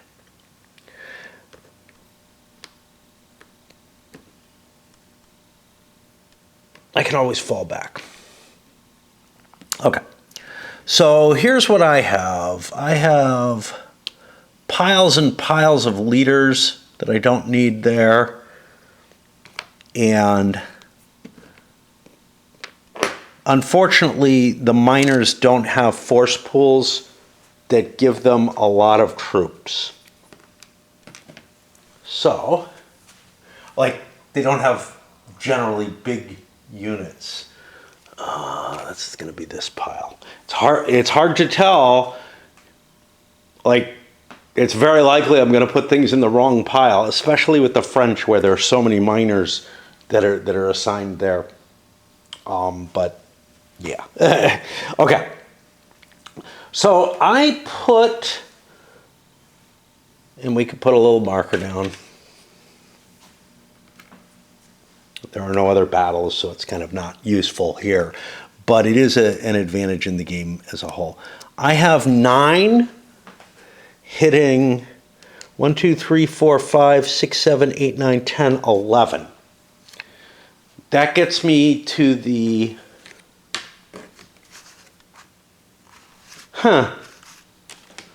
actually, I'm not sure which way the odds are handled in this. I made a statement. I don't think they actually benefit the defender. I think they benefit the smaller force. I know I figured this out before. Yeah. You round in favor of the smaller force. So I don't remember what I was, 9 to 11. That means I'm 1 to 1, but I am the smaller force as the attacker. And now I'm going to fold this out so we can get there. I'm going to have to shift things even further up for when I play the Grand Campaign. Okay. 1 to 1. In the mountains, this is actually the high mountains. Doesn't make a difference. It's going to be a +2. So here's the thing. I'm at 1 to 1. I'm going to call. No, I'm at -2 normally, but it ends up being a +2 because I'm the smaller force. Now, since it's 1 to 1, it probably doesn't actually matter. Well, it doesn't actually matter.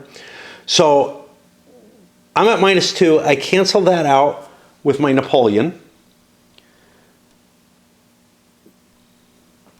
I go up to 1 in my favor for the little maneuver I just did with the surrounding. I get another 1 in my favor because I'm morale 2. These are morale 1. So I'm at 2 in my favor. And that's actually a -2 because I'm the smaller force. And therefore I want to roll low, which I succeed in doing. All right. Now, I don't remember what it was 9 strength points. Oh. Both sides could have done a cav charge. I think we wanted to. This is a pretty big battle for the French, and this is the battle for the Piedmontese. So we get to a 1, 9 strength points. Oh, 1 is 1. A D3 is 3. These are actually Austrian cav. That's 2 of them. And we find these. These I have sorted by number in little different places. And I have to take 1 more, I guess a Piedmontese. I don't know what happens with replacements for the Piedmontese. Following the rules, if they get them, they come in at Innsbruck, which doesn't make sense. If I was playing the Grand Campaign, this is interesting. We have spaces for, yeah. So Piedmont would be somewhere here. It doesn't actually have a space because it's not part of the Grand Campaign. It's only being used for this scenario. This is the end of Piedmont. Kind of feels goofy to print a counter mix for one tiny scenario. I mean, I don't know. Could have just... Okay. We've got a D3 on them. All we really need here is a D2. That's good enough. We're going to fall back into the town with as much as we can. But 2 of the strength points can retreat. Now this is no longer occupied, so that seems like the best place to fall back to, and I want to take a leader with me. Take all the, well, we'll leave one with Coley just in case. But we'll take these other leaders, and this puts Boudeleau or whatever out here again. We find him. Why am I doing this all on video? I don't know. I also, yeah, I took the Piedmontese loss. Okay. The French did not take their loss yet. Napoleon's got to lose one. Okay. And then leader loss checks. I don't know if I have Aguilera with me. I think so, so I'll roll for him. And then over here, Coley and Buglolo, whatever. Okay. Now I've fallen into the city. There are 12, it is a major city, isn't it? This is another thing. These little red dots compared to the black dots, we look at the original game. The distinction, I don't know if this is a good idea. The distinction between, yeah, this is cool. Major cities and minor cities is quite large, very easy to see right away. Here, I mean, the red and the black are easy to see, but they take up less room, both of them. They're less of a blotch. The one thing that is an advantage is the capitals are a little bit more easily viewed in the new map, I think. It's hard to tell with all that color. But that old map, really nice and functional. I know. Some people don't like the way it looks. I get a certain nostalgic feeling about playing on something that looks like that. I would get a definite nostalgic feeling from this one. I don't get it so much when I play something like, I played recently like Stalingrad. It's somewhere over here. Yeah, there it is. I don't get it off that because that was something that I picked up, in the 90s. When, I'm in my mid-20s or whatever, I found it at a flea market or a tag sale. So, yeah, that did not... So, if I'm falling back into here, I could assault again. This is an interesting idea. I'm facing 12 strength points. Oh, what were the special rules for this? Piedmont. I have to own Turin for Piedmont to surrender. Well, that's what I'm fighting over. It just means that you can't withdraw your Piedmontese troops. So I could attack with 8 to 12. That's a 3 to 2.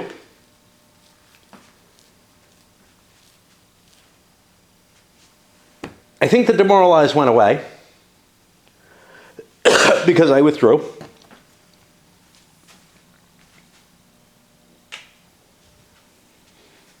I'd be at 3 to 2 at -3. I'm going to do it. It's the only battle going on, so I don't have to, check other rounds. -3, right? I have 2 for my leader and 1 for morale.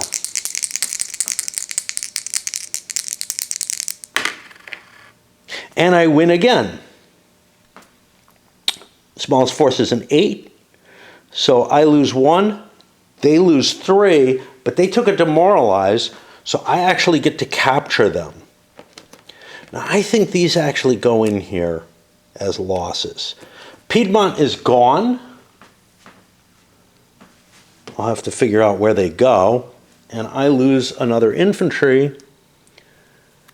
And I do believe that this is a separate battle, essentially. So I have to make my leader loss checks again. I can check Coley. I don't care.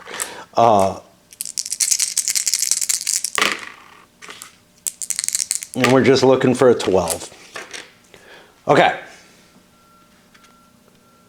So we took Turin. The Piedmontese are gone. And now we can march against the rest of North Italy. But it's not our turn. We don't get another double turn like we did last time. What's interesting is the Piedmontese only come in with 5 infantry.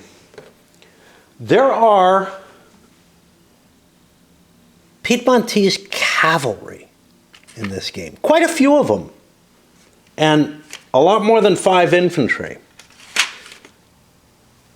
I don't know if other scenarios were projected or thought about, because Piedmont did field an army against the revolutionary forces and whatnot. I don't have any scenarios for it, and I think this is the end of Piedmont at this point.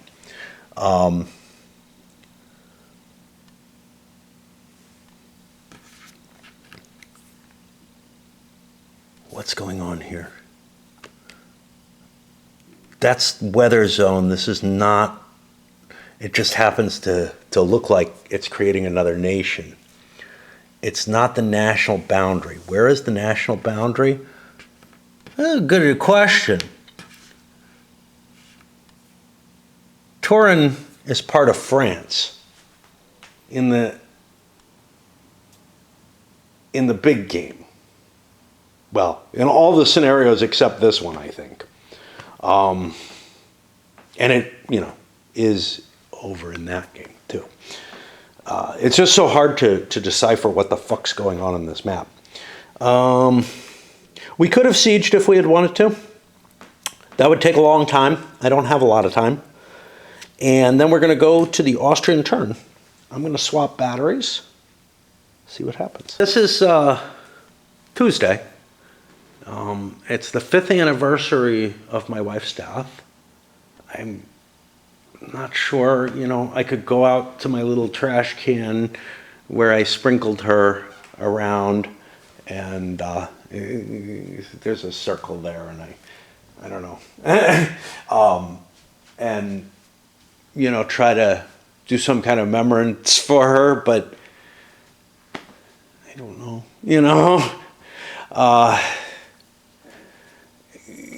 other than noting the date and whatnot, it's kind of like noting, oh, gee, it's Christmas.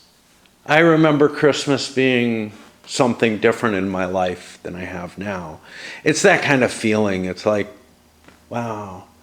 It feels like a lot more than 5 years. Feels like I've been without her for, as long, or not as long, but almost as long as away from my first wife, which is that's like over 20 years, It just feels like so much time has passed, and my life has gone through the major change of being retired and just all kinds of fuck, and I don't know, it's not like I had much hope while I was with her anyway, so I just waiting for that good old death to come to me, because I'm not able to take action on just about anything. I have to get really, really motivated. I don't know. I'm kind of impressed with her for having done it. Like I'm impressed with myself for having fixed my tub. All right. Let's get to those Austrians. No reinforcements for them. I do have to do an attrition check. I don't think they have very big forces, though. We look at things. The introductory scenario starts a turn later. It would start in this turn. This Bonaparte's opening gambit allows you to kind of win the game damn near. I mean, by the time this first turn is over, in the introductory scenario, I have already taken Piedmont out of the game, and there's just nothing really facing me. Now, of course, the game's going to get one over here too, so it really doesn't matter what happens in Italy. But it is impressive what he did. I do not think this is the historical situation. I feel like there was a real fight for Italy, that those reinforcements that the Austrians have, a big nice pile there, actually should come into play or something. But I don't know. All right, made my roll. It's not a good one, but all the Austrians are 2 strength points or less, except for these 2 stacks. One of those stacks is 7. The other one is 6. Sent the cav down to Vienna. I probably ought to back it around, but well, see, the problem is I want to go 7 hexes, or I don't really want my troops out in the open. Anyway, I want 6 troops in each city because that's what the siege value is, and I have no leaders, so none of any value. Okay, so we go to the 6 to 10. I have a -1 for the nationality, and both stacks are going to lose a strength point. I don't know what's going on. I've got leader C here with the 6 strength points that I pulled out of here, and leader D has like 2 cav, and I think that was supposed to be down there. I'm just going to swap these 2 because that's what I think was happening. But I'm hoping I didn't fuck something up of importance. So I shifted things. The cav went to reinforce this because now it's back up to 6. This is 6. I don't have an extra leader back there. And that's what I was actually checking was I've got leaders C and E here. It's really hard to see this shit. That's 4 strength points, and I have Baudelaw. That gets me to 6. So I can defend a major city. And that's really all I can do. So 1, 2, fuck. Fucking rivers. 1, 2, 3, 4. Okay, what if I come down this way? 1, 2, 3. I can go to there for 4. So that's a 1-point forced march, which at least it won't hurt me. He makes it here. We're going to gather these others all here, and I'll stack them. Those guys made it to their locations. That's the end of another turn. I forgot to move Kellerman? No, he came down from here. Okay. Now, the French were able to take Piedmont, which had a larger force outside of it with the mountain defending, then fell in and still had 6 strength points in the city. This is not going to stop me. There are only, I think, 6 strength points between the forces. That's not this. I don't... where the fuck did Baudelaw go? Yeah, he has 2 more. So I've got 3, 4, 5, 6 strength points total down here.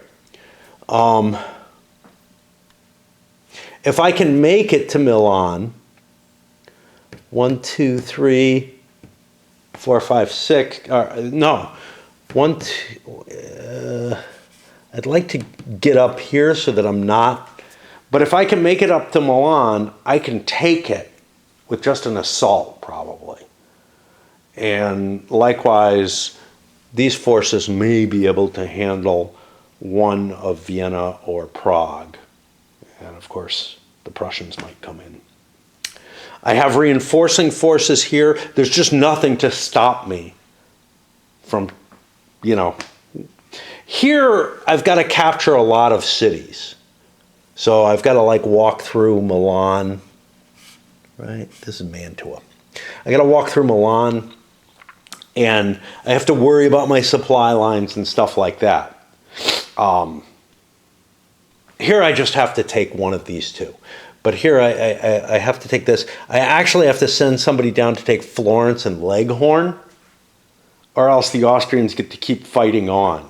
So I'm going to have to dispatch forces down there as well, for whatever that's worth. See, I fucked up. It's this two different scenarios merged together, interleaved.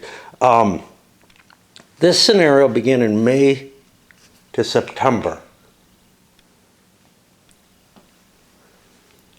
Not to December. I thought it ended in December.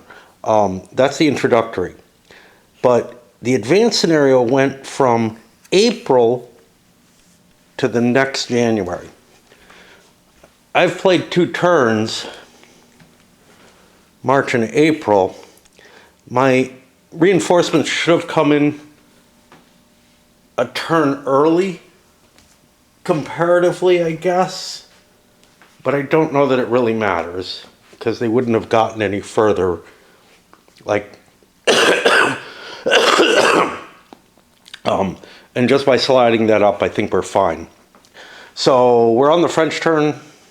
See what the attrition is like. It's not good. It feels like both sides should use the same attrition roll, because it's kind of a weather-related thing, but it may also have to do with, national supply lines and whatnot. If that's the case, then it should be per nation, not per player. Just, picking nits here. I ended up playing it, I think, 1 roll per stack, but I don't think that's as believable, honestly. At the time, I thought it was more appropriate that, each force had its own supply and logistics issues. But actually, I kind of do like the 1 die roll. Plus, it's simpler. Still one of the most tedious aspects of the game, though. I mean, in this scenario, it's already showing, mainly because I have to keep looking up the units over on the leader displays. I think I ended up playing more or less not using the leader displays most of the time, just because they're too much of a pain in the ass. But, and big stacks you can see more easily. Especially since I have to, to read these counters, I have to pick them up and bring them up to my eyes. My eyes are worse now, but also the graphics are worse. I caught myself cheating. A couple of these leaders, leader I there, I left a unit behind. A couple of these leaders I need with Moreau and whoever this is here. Leader E. Because I have too many forces for those guys to actually carry with them. Another cav, actually. I want to check this. The replacement points are just infantry, so I can actually get rid of any cav I lose. And that's, of course, the Austrians lost a pile of cav too. A whole lot of it. This would not be the case in the campaign game. Anything you lose, you can get back through your production capabilities. You don't get a lot, but you get more than like 1 infantry a turn, France, I think, gets 4. Austria has 1, 2 with Trieste. Innsbruck is, and Prague. So you have 1, 2, 3 plus 2. So actually, I think France only gets 4. Austria has a bigger production than France. If they own everything that they're supposed to own. But historically, they lost a lot of land by the time they were getting the... So Trieste is particularly painful. Anyway, that's the campaign game. Where am I again? I just did attrition. I get my replacement point. Well, that's a leader. And that'll show up here at Lyon. I was really just trying to funnel all my leaders through to Lyon, although I did want to bring this unit up because I'm not going to lose Strasbourg. But what this does is it means that the Austrian big pile of reinforcements is a turn earlier, so I might not be able to get all of Italy. I might be able to win the scenario with Vienna or whatever, but Italy is... There's going to be reinforcements flooding into Italy after Napoleon's big grab. What? I'm out of supply here. 1, 2... Oh no, because it's tracing from the unit. I don't trace from the supply source, right? Right? Because that's important. If I trace from the supply source, I'm out of supply. If I trace from the unit, I'm in supply. But I actually wouldn't have been in supply for the attack, right? I couldn't. No, because I had a unit here. Yeah. Page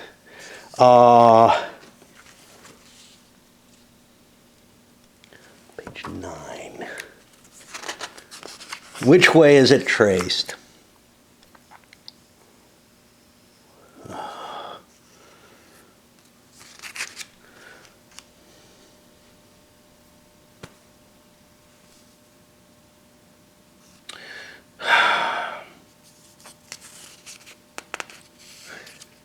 I'm just looking for such a fucking simple thing.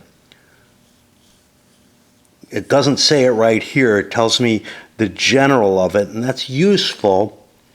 If the active player can trace a supply line of 3 or less from the hex containing the source to the hex with the strength points contained. So actually, I could have made the attack before, but right now I'm unsupplied. That actually probably cost me. Bonaparte had an extra strength point. He was at 6 to 10. Rolled a 4, but it would have been a 5. That would be a 2-star, so I lose my cav too. Okay.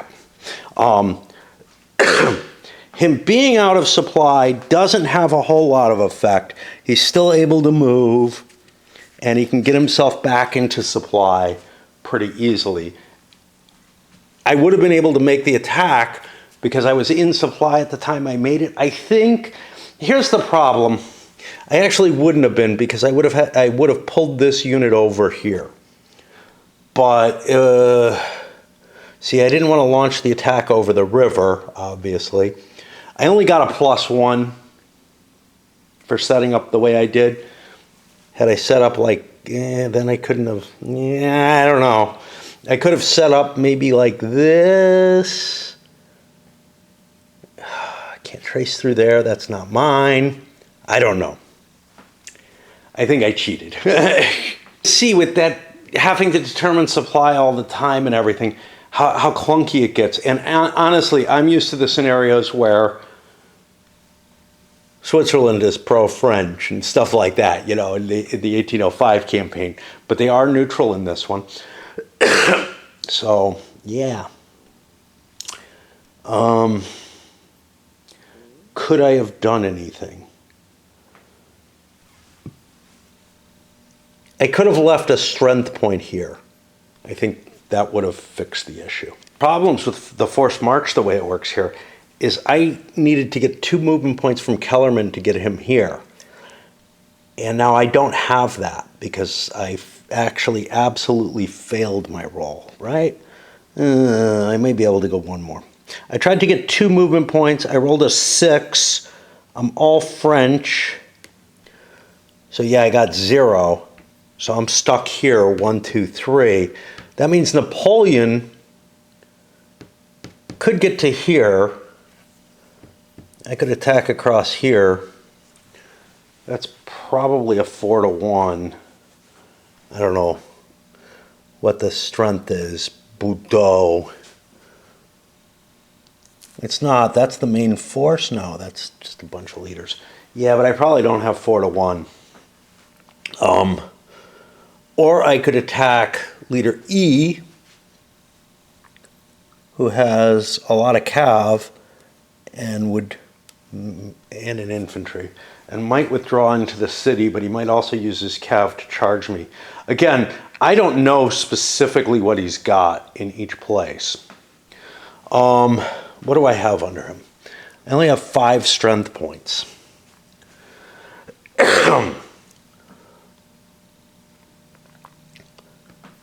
First of all, I want to dispatch somebody down to Kellerman.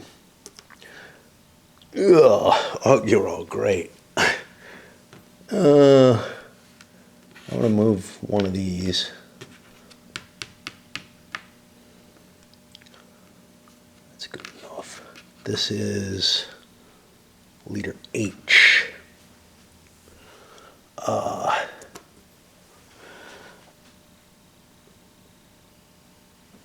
The reason I want somebody under here is to go grab Florence and Leghorn, because I need them for my victory, and sending a strength point down that way makes sense. This Napoleon is my big question. I've moved forward. I'm going to make an attack on Vienna. If I win that, I win the game, but maybe we keep going to see how the Italian campaign goes, because this is supposedly the Italian campaign. So Napoleon can move to here, attack across the river. He doesn't know the size of either force.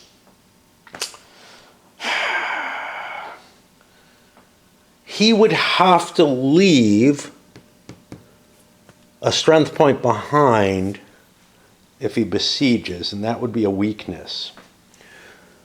So 1, 2, 3. I could instead move to here. All right, 1, 2, 3. See, Piedmont switches sides. I don't know what that means, but I can garrison in Milan. That would be useful.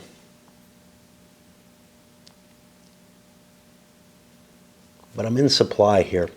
All right, we'll move here and ignore Milan for now. And if I don't know what the size of the forces are,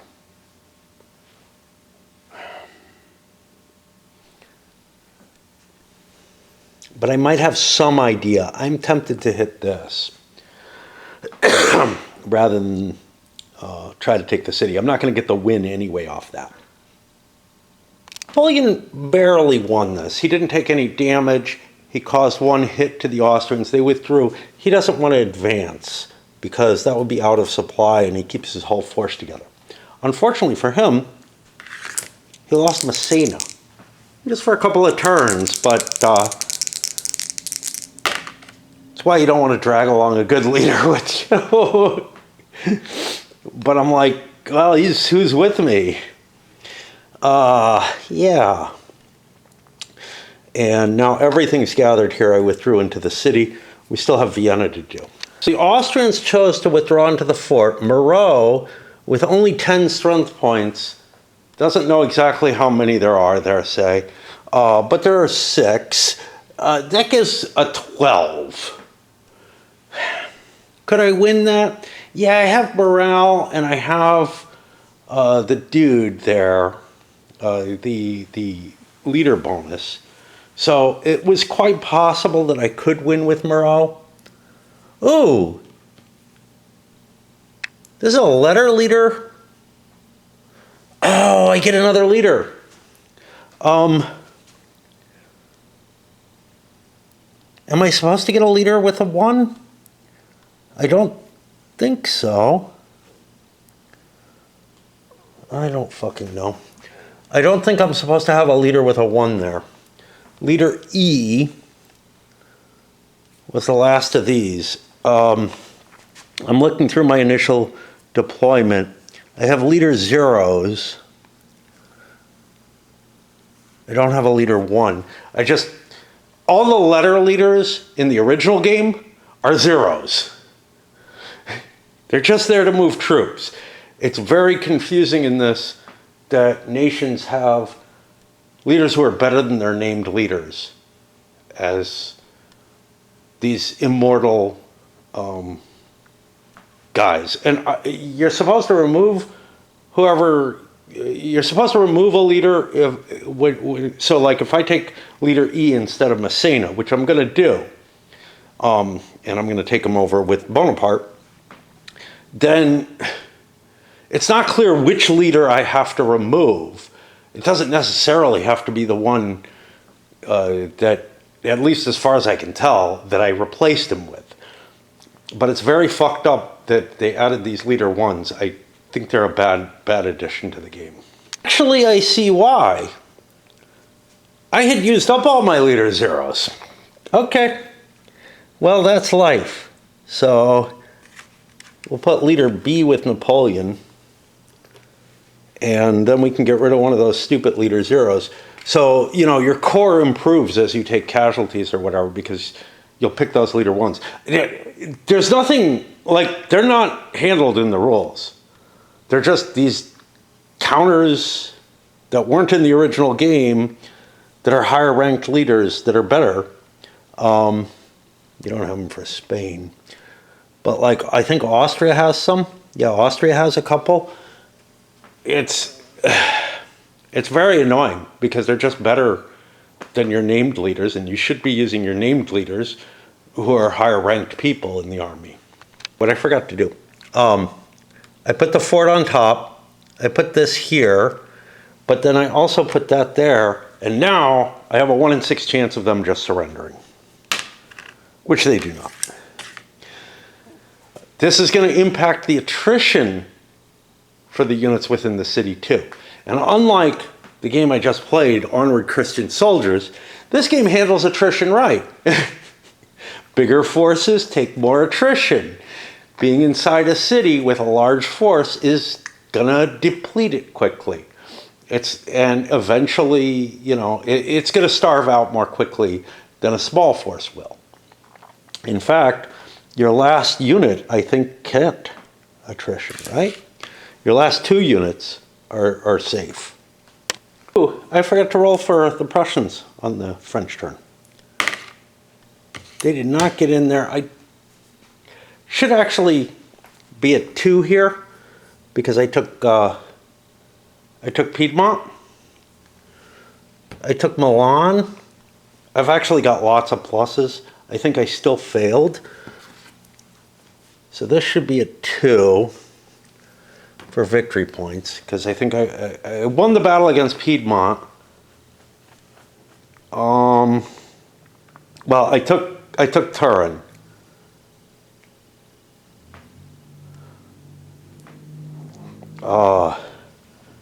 So that actually doesn't count. I have taken Ulm.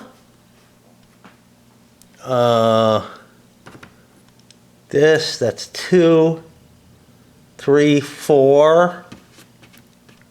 The most you can get is a +4, but I've taken 4 cities as well.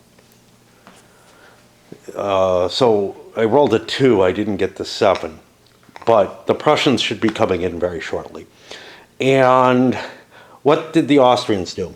I dispatched, basically I suffered sub-attrition here at 1 point, and I dispatched leaders. One's going up here. If he gets stepped on, and by the way, I don't even know that he doesn't have troops in him, although I saw how far he moved, so I do know, if I was playing true fog of war. If I step on him, he goes here, which is where he wants to go, because he's a, you know, you can't kill leaders. They teleport. Feels a little crappy to me. Feels like you should have to protect your leaders somehow, even though, yeah, it makes sense that they'd probably be able to get through, but they should have to make a survival check at least, at 1 in 36.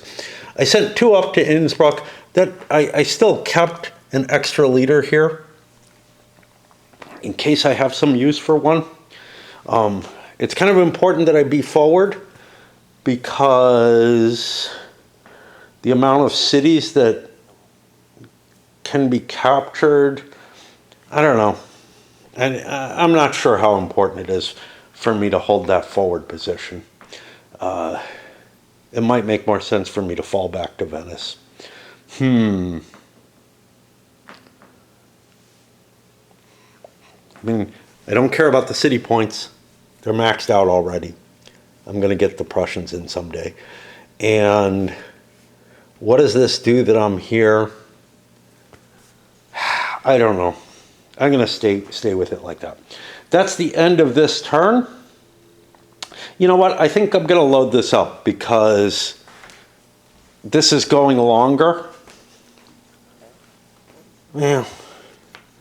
It's going to be over fast. Fuck it. It's dark now. Wasted the day. I expected it. I was too tired to go shopping. And I really have to. The cart that I used last time, I can't use.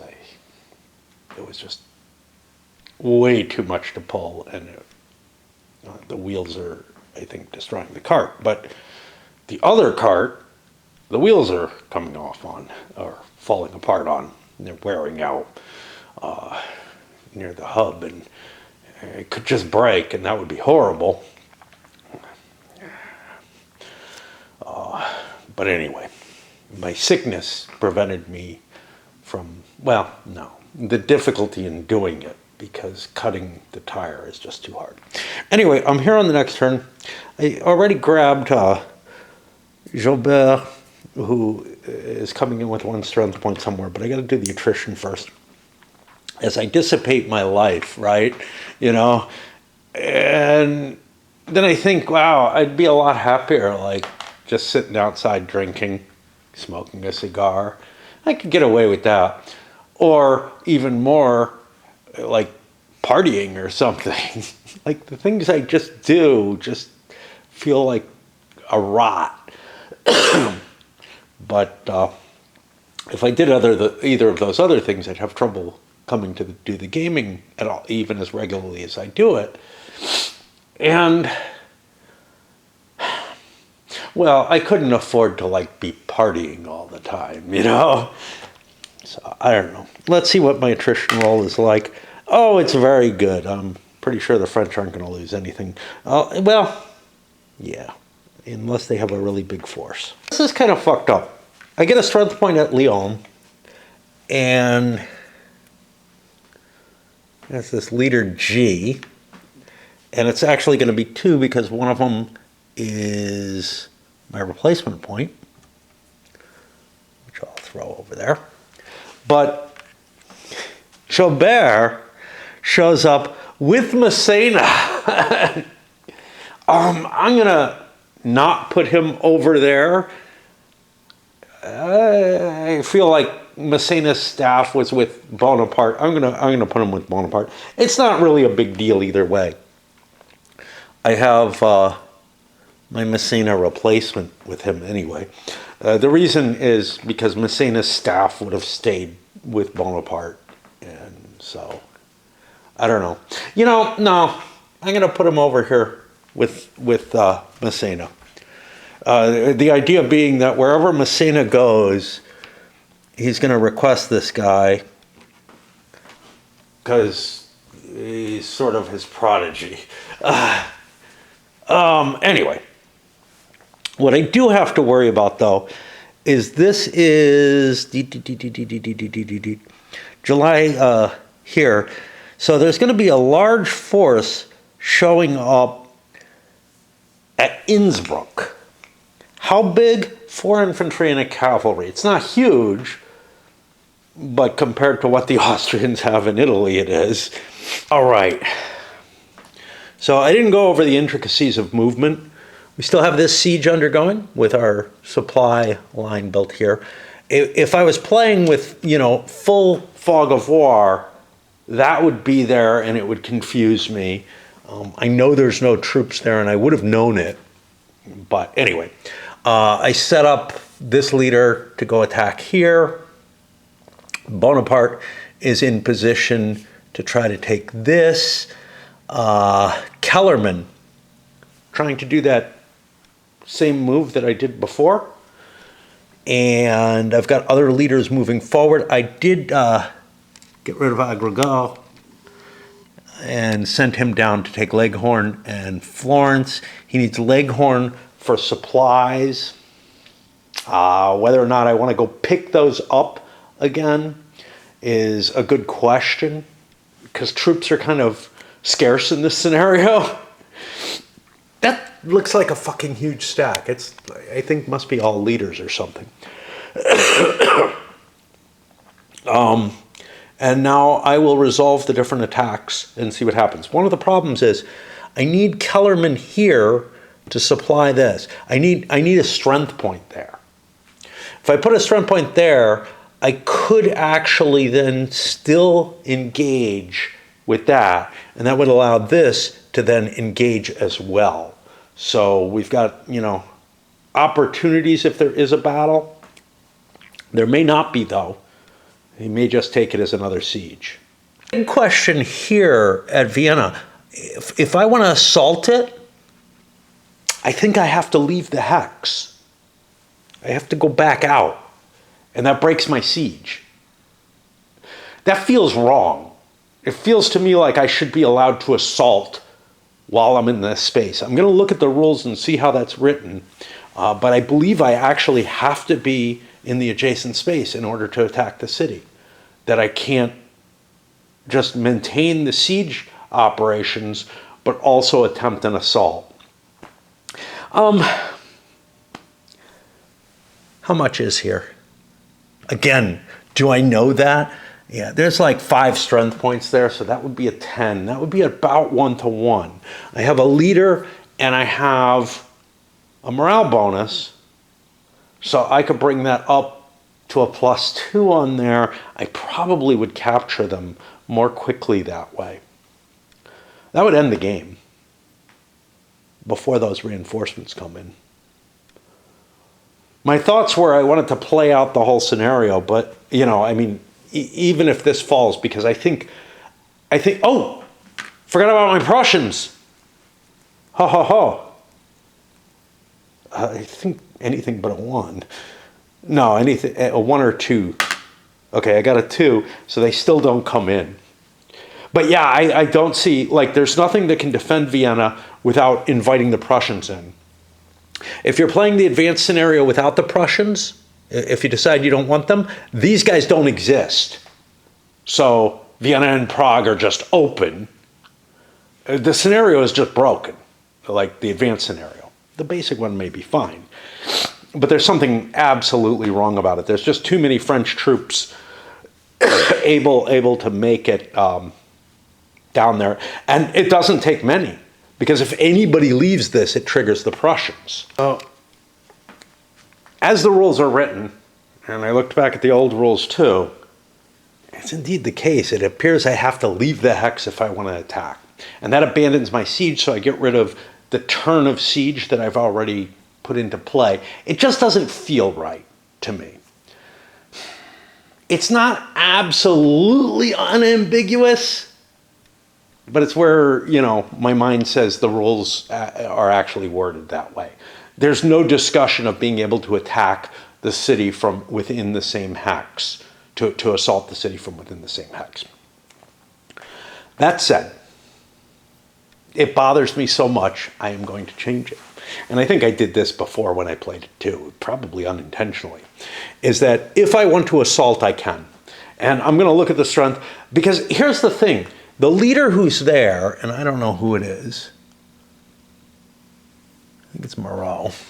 It's very hard to read these, and these are not much easier. Moreau has 9 strength points.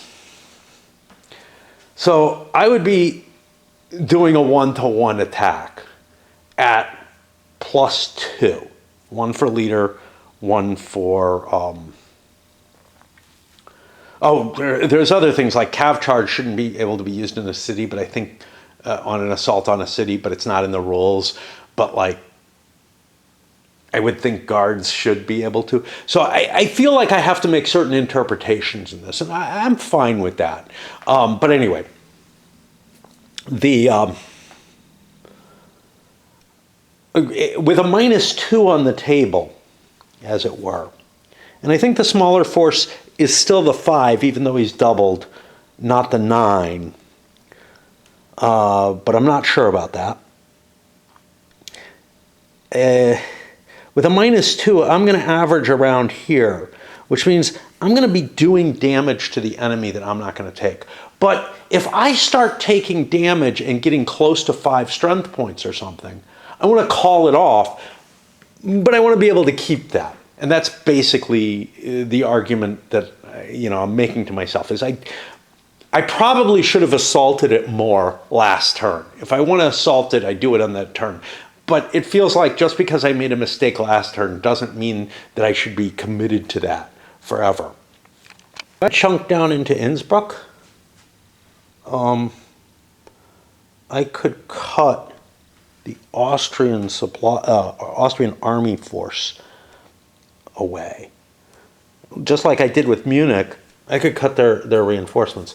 Don't think I had a way of getting there, but if these guys hadn't gone up this way, they might have been able to make it down. They would have had to force march. This way I've got 2 shots at an auto victory, So I handled this. We've got a siege. I put this in place here to remind me that the siege is starting, but it can't be on top because these get upgraded at the end of the combat phase. Here, the first round of combat, we killed 1. We got an average roll. Here, he is going to fall back into the location, and we have thus 12 strength points facing 9 that leader E has. We'll call him Enguerrand. I don't know why.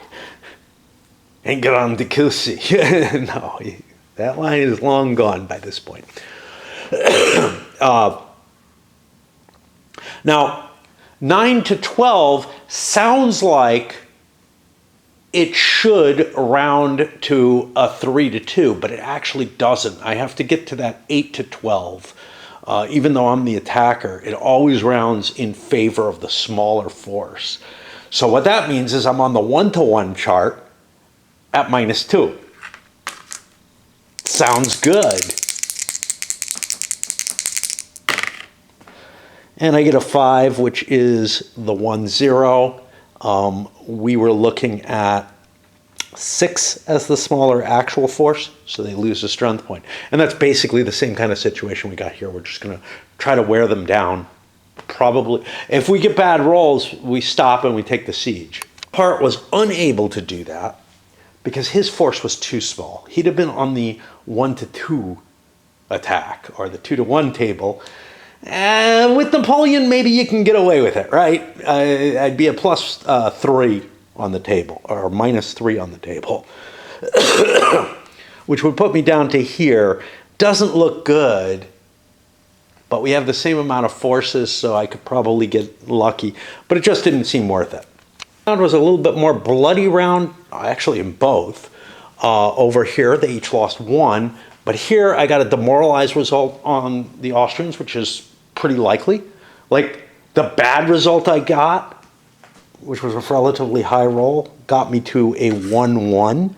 There's a lot of those, so I'd have had to have rolled a 10 or I'd have had to roll higher than a 10 to fall into a place where I was taking worse losses.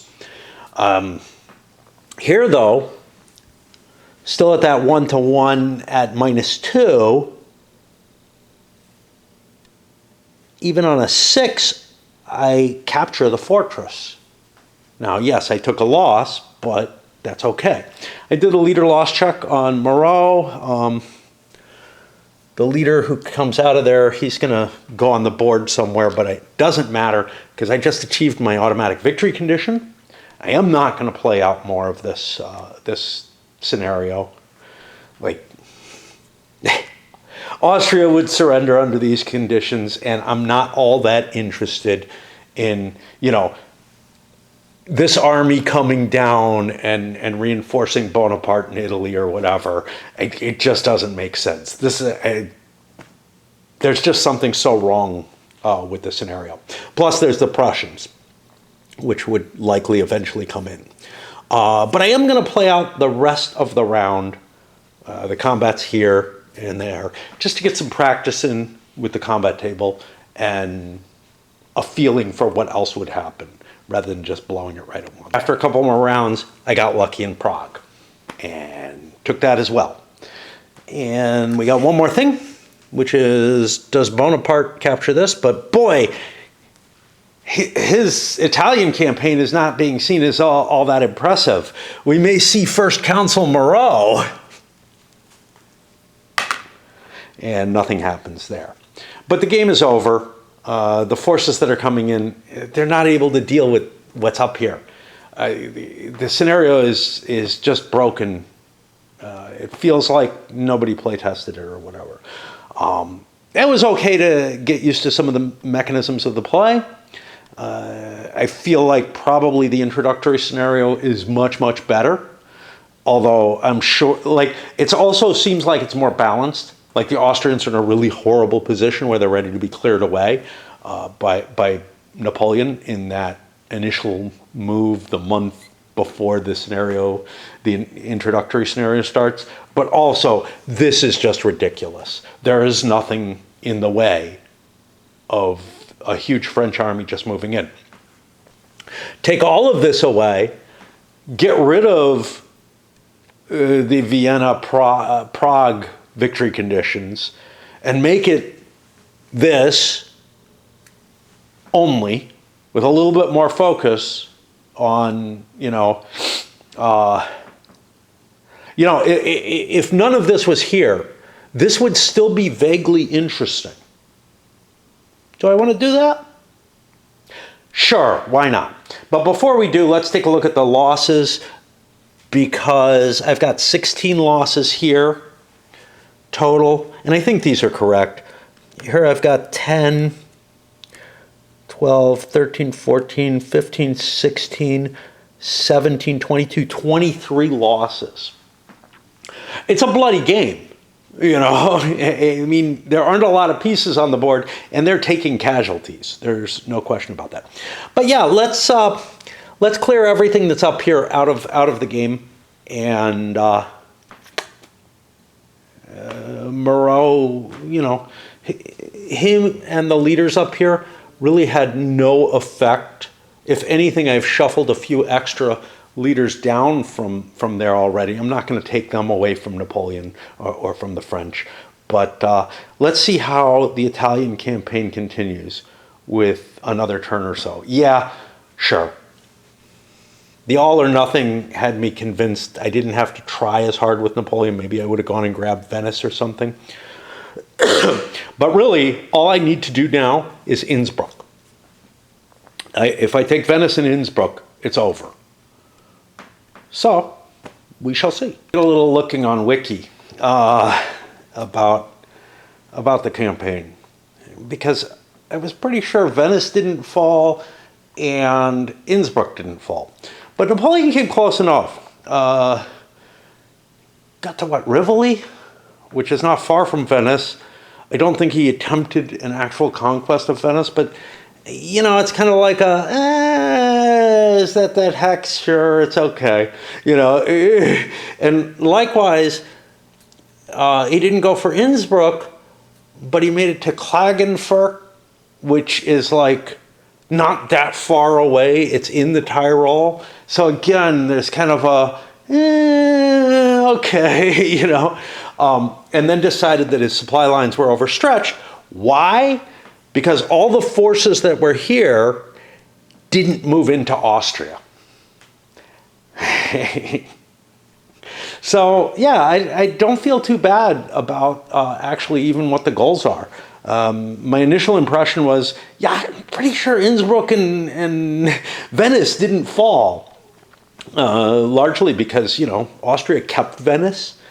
Actually, but it was no longer, if you recall from the Nations in Arms, it stops being a minor state it's a minor ally in the in this coalition and whatnot, but it's a nothing. It's an Austrian possession later on, which is kind of indicates that, yeah, maybe Napoleon collapsed it and then the peace treaty gave it back or something.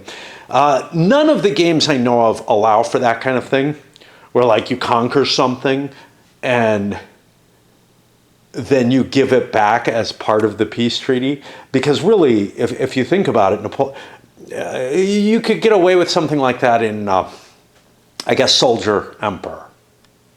Because you could get away with that kind of stuff in Soldier Kings, where you make deals like that. But in an Empires in Arms game, you're the only person who's giving stuff up is the person who lost the war. And anything you conquered that's a minor, you've got in that game. And in this game, anything you conquer as a minor is yours.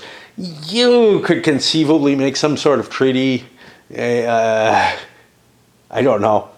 In either one, you could arrange things and have a white peace in Empires in Arms or something like that. But you don't have this kind of, oh yeah, I took Venice, but I'm giving it back. But it's yours now. It's not Venice anymore. That kind of thing. Anyway, I need to brew tea and do a few other things before I get to the Austrian turn. But I'm kind of excited to continue. I have a grand total of 5 strength points here. I got to roll for attrition for him. He actually goes away this turn. So that's going to be leader C there instead. No great loss. I don't think I get a 0 leader in his place. I don't know. You would if he died, but he didn't. That's going to go over here.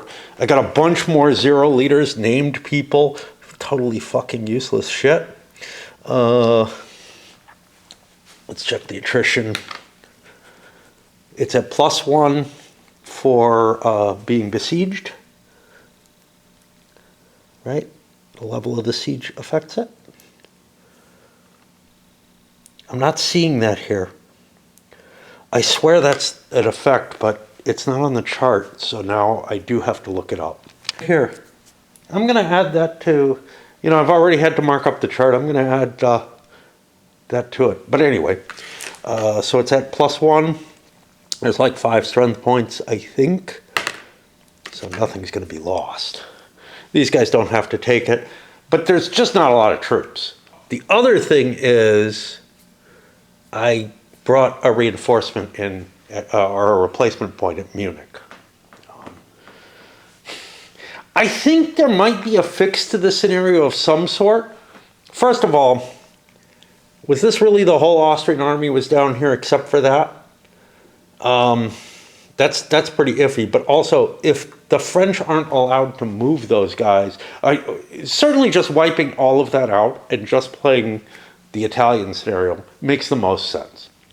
But you could do something where you add those extra forces, but like they need a 1 to go forward or something on each turn. Although, once they start moving, there's no risk to Napoleon's supply lines or whatever. There's no Austrian army except for the thing that's up here. There aren't reinforcements for the rest of the scenario. I feel my only option is to attempt an attack and hope that I can bring in with my 0 leaders everywhere. Now, if he actually got a replacement, I could have put a 1-point leader in there. Ooh, the best leader Austria has, some colonel or something.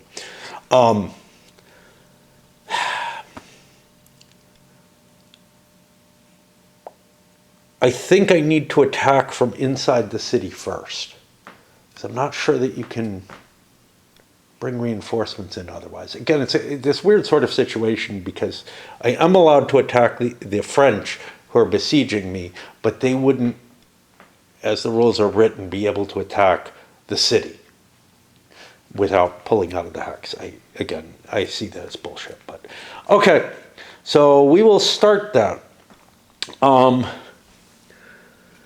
I think either force should be allowed to attack first. And since the guys in the city have a lot of cav, I'm going to use Wormster to attack with his 5 strength points. And he's going to charge against 5 strength points by Napoleon. So I'm at -3. I drop it to a -2. I'm hoping for the best roll I can get. I can't attack with both stacks at the same time.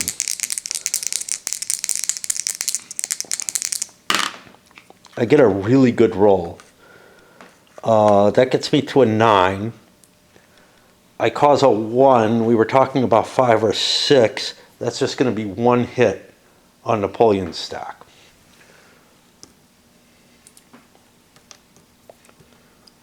Okay, now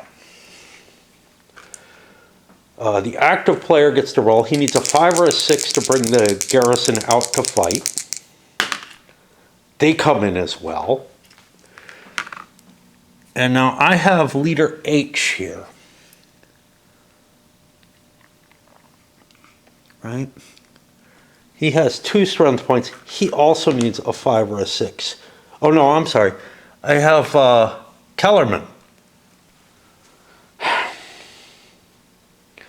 Now, Kellerman is technically adjacent to this, so I might be able to bring him in as well, but not in this round. Kellerman's also in play. So now, I've got Bonaparte and Kellerman, and here's where it gets ugly. All these are in the battle, this is not. There's no way to mark this. Now, it's easy because I'm just doing the one battle. But if I was dancing between a couple of complex battles at once, you can see where it's going to get kind of ugly. And I might have to use paper twist ties and stuff like that to divide stuff up and, shit that's just not in the game. 10 Austrian strength points versus 4, and where's Kellerman?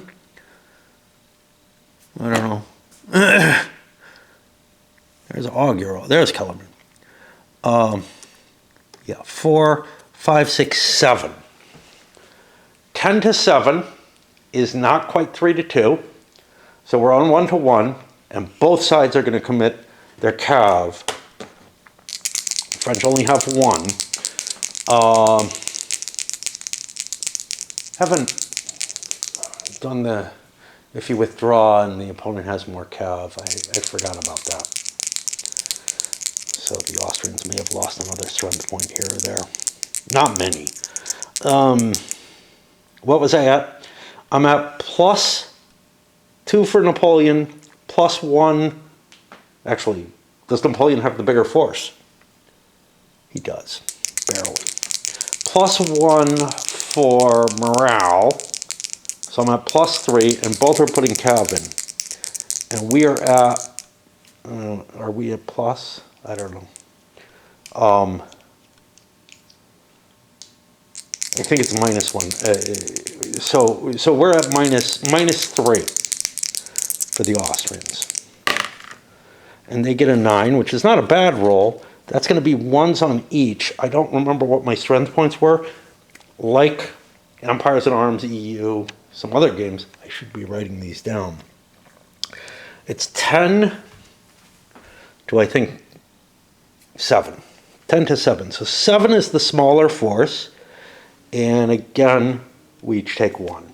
Because it's a charge, it had to be a cav unit. Now, I took the cav off Wormster's force, off of Leader C's force, in part because I'm worried about attrition. I'm worried about this falling due to that. Although Napoleon could assault this relatively easily, it might not be that big a deal. Now, we could actually see counterattacks as well. So if the Austrians wanted to call off the attack, they don't. They're still at like 9 to 6, which is actually a 3 to 2 down. And they have the cav advantage at this point.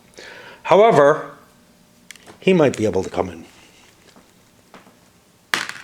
And he is. He will join Kellerman's force. Leader H here. So now it's actually 9 to 8, which puts it back to 1 to 1. The Austrians are the larger force at -2 because of the cav charge. And that's not going to be good. That's a D2 to 1. And our smaller force was an 8. So it's 1 and 3. And the Austrians have just been demoralized. Those 2 points have to come off Cav. I'm going to again take them off the ones inside. Now, those guys inside, they don't surrender because they fall back. But the French, I believe, can now do an assault as a counterattack with this combined force that's here. Wormster falls back. He's not outnumbered by Cav, so I don't have to worry about that. I can do leader loss checks for Wormster's group. I'll just report back on that. But I have to lose a strength point of French as well. This double, oh, I forgot to check Wormster. I'll do it later. This is doubled in strength, so it's actually like 7-4. That's not quite 2-1, so it's on the 3-2. The Austrians aren't attacking anymore, the French are. They're at their +3. There's no Cav in this anymore. It's a shitty roll, but it ends up a 1 on each. With only 2 strength points, that's going to be a hit on each. I'll just take that.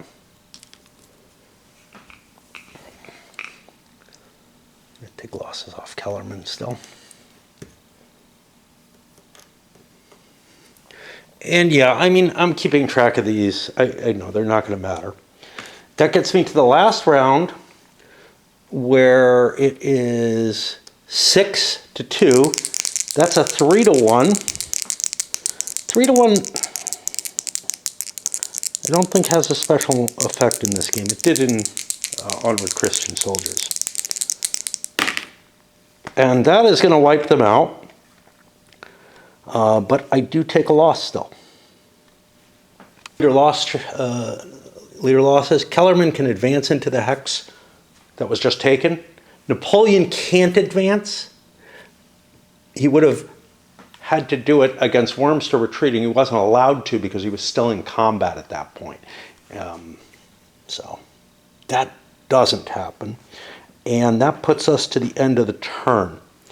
I seem to think that there was something about 3-1, but I think I'm just mistaking it with Onward Christian Soldiers, where 3-1 changed it from. So in this, you take your losses based on whatever the smaller force is, which generally makes sense in a gunpowder era, to be honest, because that's like a limitation on the amount of engagement you have, right? Throwing lots of more troops in doesn't necessarily give you a proportional firepower. But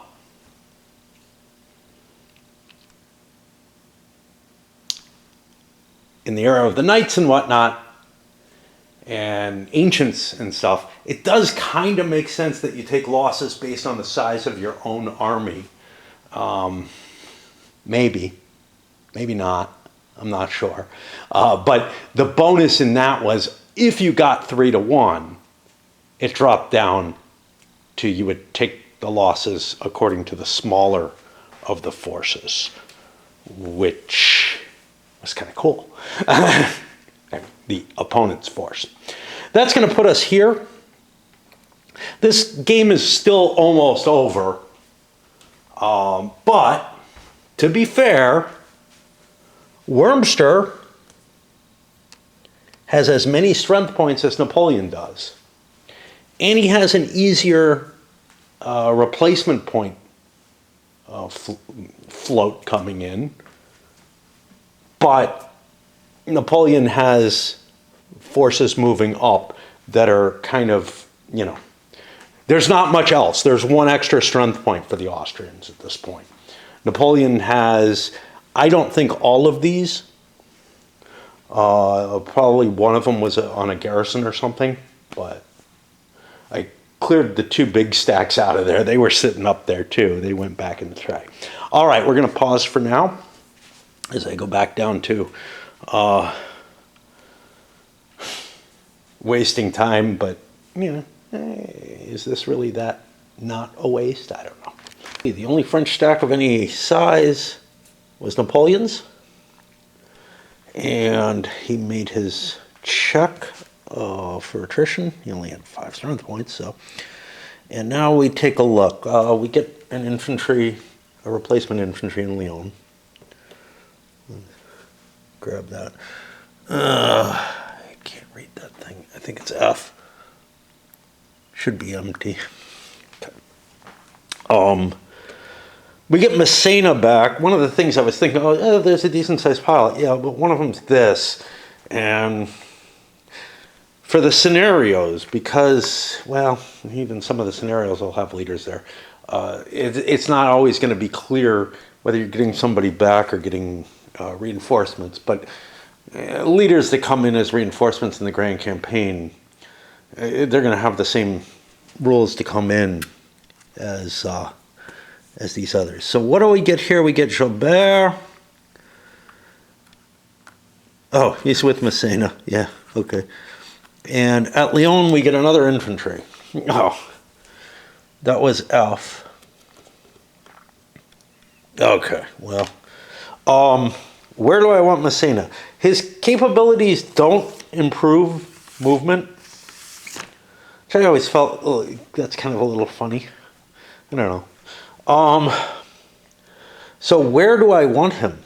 I believe I can put him with any force at this point. And Joubert is with him, whatever that means. So, I don't know.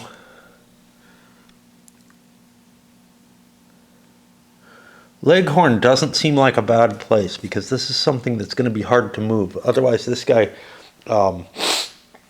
has to make a choice, but the French have it. So that seems good. And then I move, and I've got to be a little careful here. Because if I can take... Do I need Trieste too? I may need Trieste. What's my victory conditions again? There... Right? Vienna and Prague, I did that. Genoa, Turin, Milan, Venice, Florence, Leghorn, and Innsbruck. So I need Venice. And there's no other. Okay. Yeah. So I need Venice, but I don't need Trieste. But this is important because if Bonaparte slips into Innsbruck and I slip someone into Venice, I'm good. I win. And I think I can do that. If I had Cav, it would be really easy. So it only takes me, I'll take 3 strength points with him. I'll send Kellerman, and he'll take this with him to go elsewhere. Kellerman is not have to cross a river there, so 1, 2, 3, 4, I have to make a roll. I'm declaring before I actually move, but I'm crappy about that. It's French, so I automatically get an extra movement point. For the French, 1, 2, 3, 4, I automatically can make it in there too. I think the high mountains are only 2. I know regular mountains are only 2. No, they're 3. So I have to make it 5, which means I have to ask for 2 movement points. And I could fail that. But I do not. And that is the end of the game. So we managed to get the, really the French, the campaign in Italy, if we trimmed away the garbage, the forces up here, the Vienna, Prague victory conditions, which I would say those should still exist, and maybe like put this force up there or something. I mean, they're really out of reach. They should be out of reach. They're not part of this campaign. I can understand the interest in putting the French force over here across the Rhine, because it historically was there and didn't move. But there has to be some kind of counterbalance to it, or it has to be unlikely to come in. Because as it stands, it was essentially an auto victory. There was nothing the Austrians could do about it. So that is the end of the campaign for Italy, or the Italian campaign. And we load this one up, and I'll start setting up the next one. But I got more tea to make and all kind of other complicated stuff.